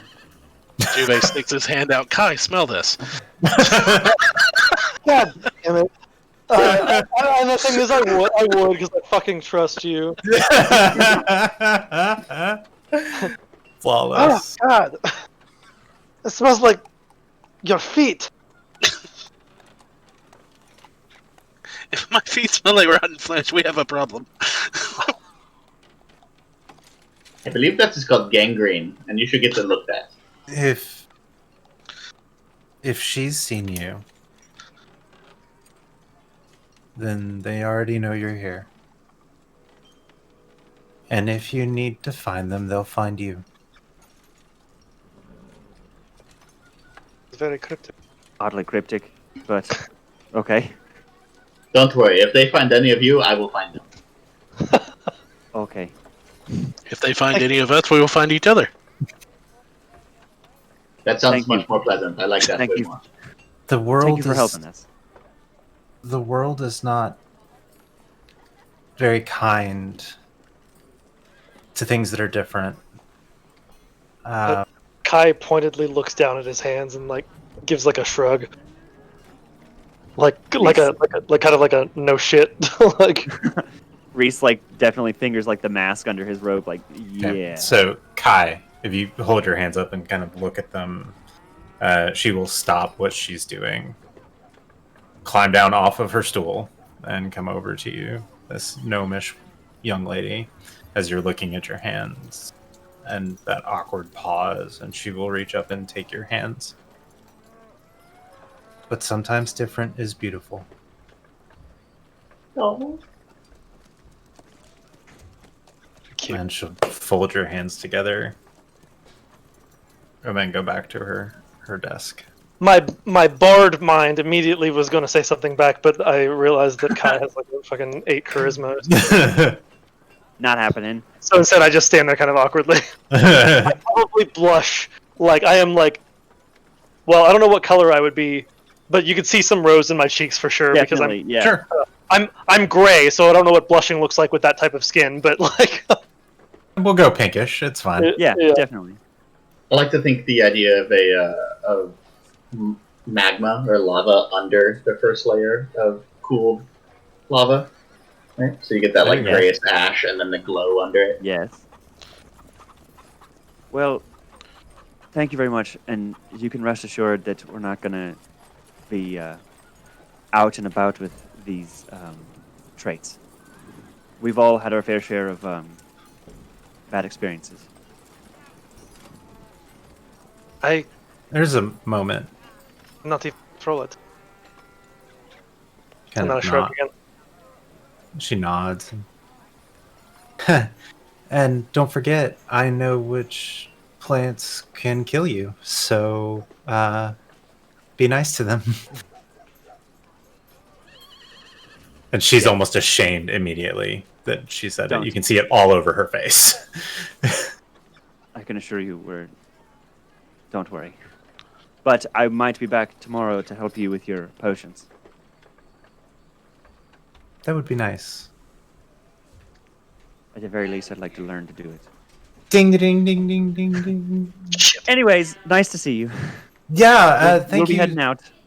so much. As a woman and her older children come in. Sandy, we're here. Come in and go about their shopping. Oh, I whispered to one of the little kids, "Hey, go over there and smell that fruit next to that dragon." I'm actually handing it to one of the kids as I'm walking out the door. Oh! Oh! Mom! Hey, Mom, smell Oh! this. Yeah. Hey, Ed, smell this. Yeah, exactly. The kids are the worst. Yeah. Before we exit, I would try to purchase a component pouch.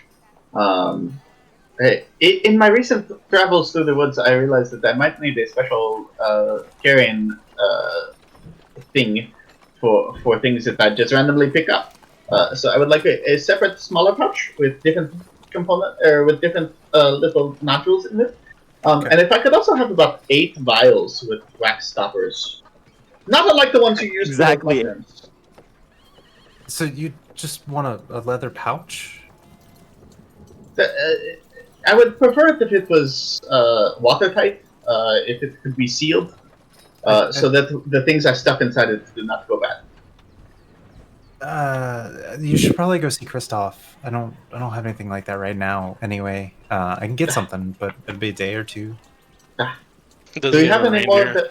Do you have any more of the vials then that I could potentially take today? I will pay you for them. Yeah, sure.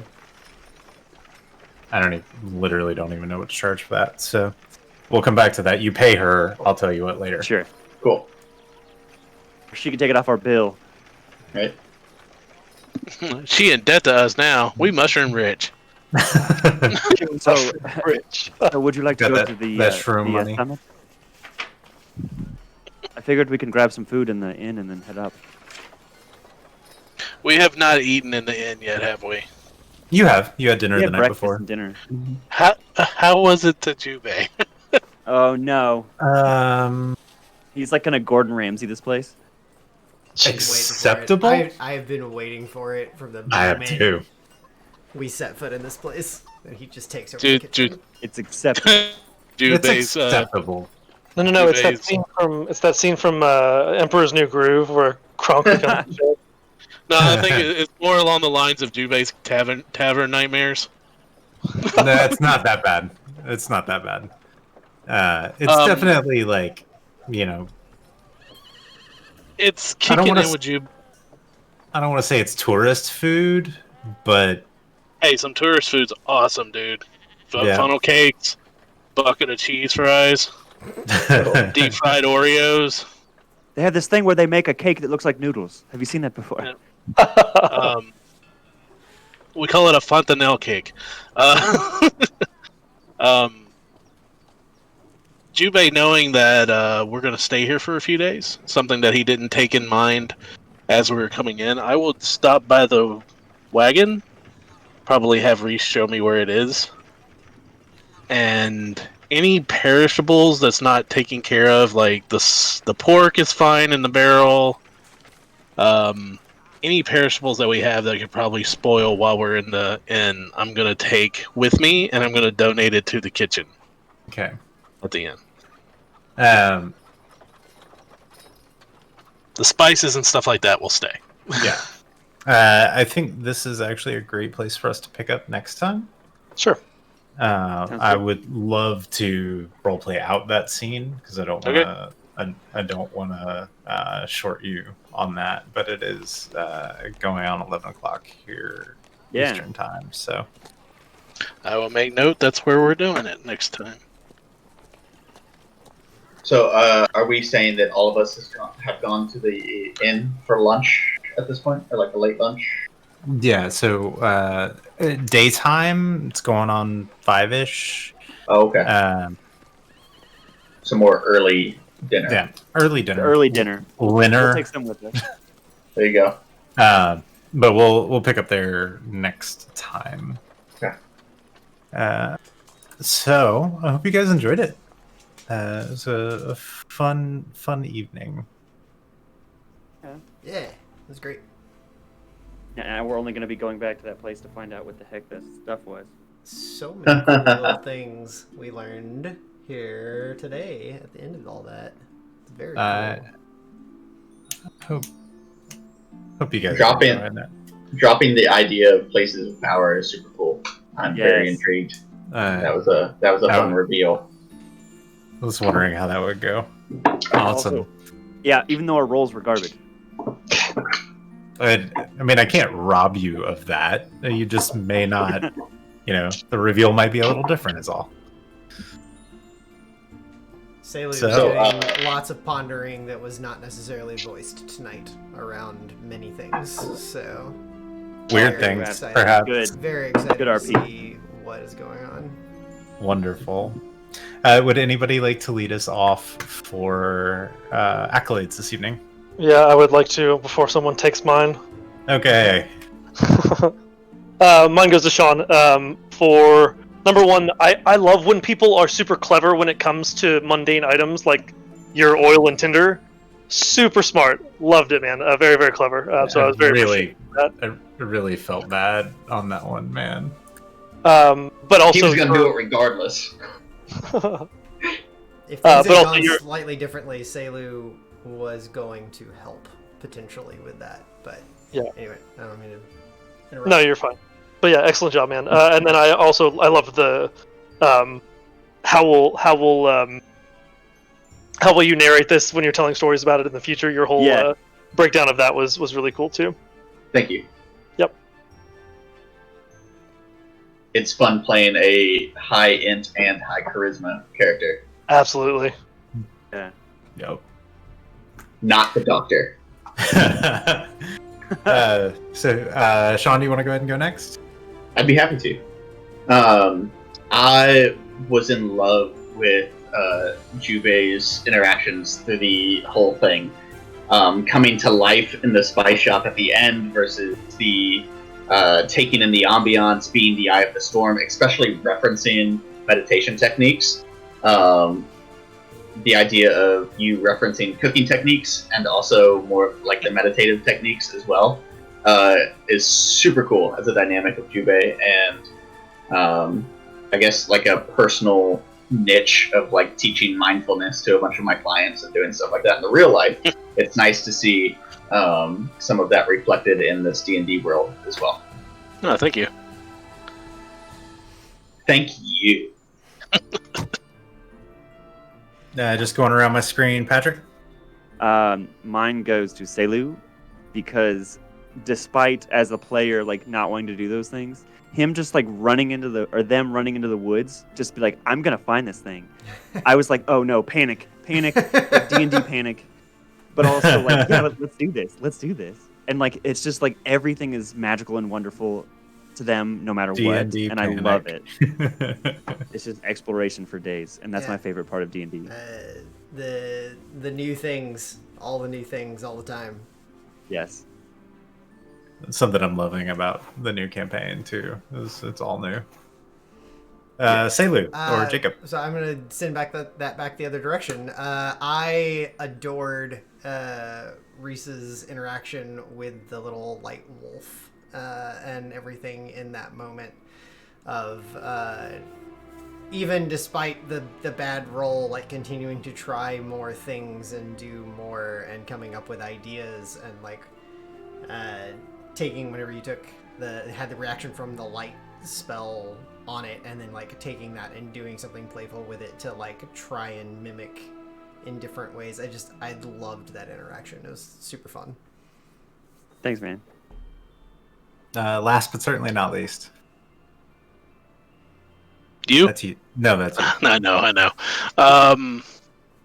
I have to give it to Patrick with Kai. I'm enjoying the whole fish out of water. Derek. I'm Derek. That is twice I've done that today. That's twice tonight. Twice. Yeah. All right, you're like I said earlier, you're slick and you're champ now. So, Derek with Kai. He's done a great job with the whole fish out of water.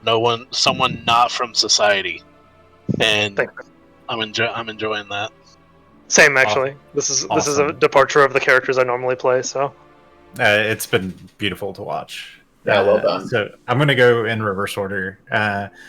My moment for Jubei tonight was definitely in the cavern. The snoring, like, killed it. For Selu, because everything is new and exciting, and it's like Selu is that friend that wants to help so bad all the time, and it's so much fun to watch, especially like running off for the Kestrel Vix, trying to find it. Patrick, the oh god in combat and just letting Jubei carry you. Like, nope. literally and figuratively. Yeah. Yep. Missed the whole interaction with the nobles. That conversation at the end was what killed it for me, for you. Like, I know everything about society, and then this moment of weakness, like, wait, what am I doing? It was just such a gorgeous little character moment for me. And Kai, there were a dozen different moments for you tonight, but I'm gonna hone in back on that fish out of water thing and the way you interacted with Sandy in that last little moment. Like, because like you said, your bard brain was like, but Flirt.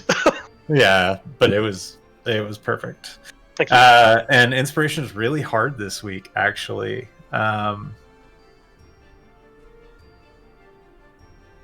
think the standout moment for me this time is gonna be the snore from Jubei. I think that character moment, like sitting back, being quiet, not really being involved in what's going on, but having your own moment with that, and then just the deadpan delivery of the snore. I was like, how does he show that he reached enlightenment? Yeah. Like, okay, Uguay. Yeah. Inner peace. Yeah. So thank you everybody for watching with us. We'll be back with this show here in 2 weeks. And this coming weekend is Breakfast and Dragons. I'll be doing a map chat with a cartographer, Eve from Eve's World Building. And next week, I don't even know what day it is. Next week, hopefully, we'll be airing the one shot that we're recording. So, What day is that map thing? that'll be Sunday the 7th. So It should be at 1 p.m. Eastern Standard Time, as long as everything works out. Are we doing a Shooting the Crit episode coming up this week, or is that the one shot? That will not be this week. We'll announce the next episode of Shooting the Crit, but it should be theoretically on the 23rd. Where's your map interview going to take place? That will be on Instagram, and we will post that on Instagram and Twitter to make sure that the word gets out. I couldn't remember if we said that or not. So, thanks. I sent the link to her Instagram earlier, but we'll ping it again real fast for anybody that is in the chat. Wonderful. So yeah, Ease World Building Instagram, that she runs her live interviews and stuff that she does on that. So follow socials and stuff down below, and I'm sure we'll ping out some information, more specifics on that, on specific times and whatnot as we have them. Wonderful. Thank you very much for watching. Thanks, everybody. Catch you next time. Smoke bomb.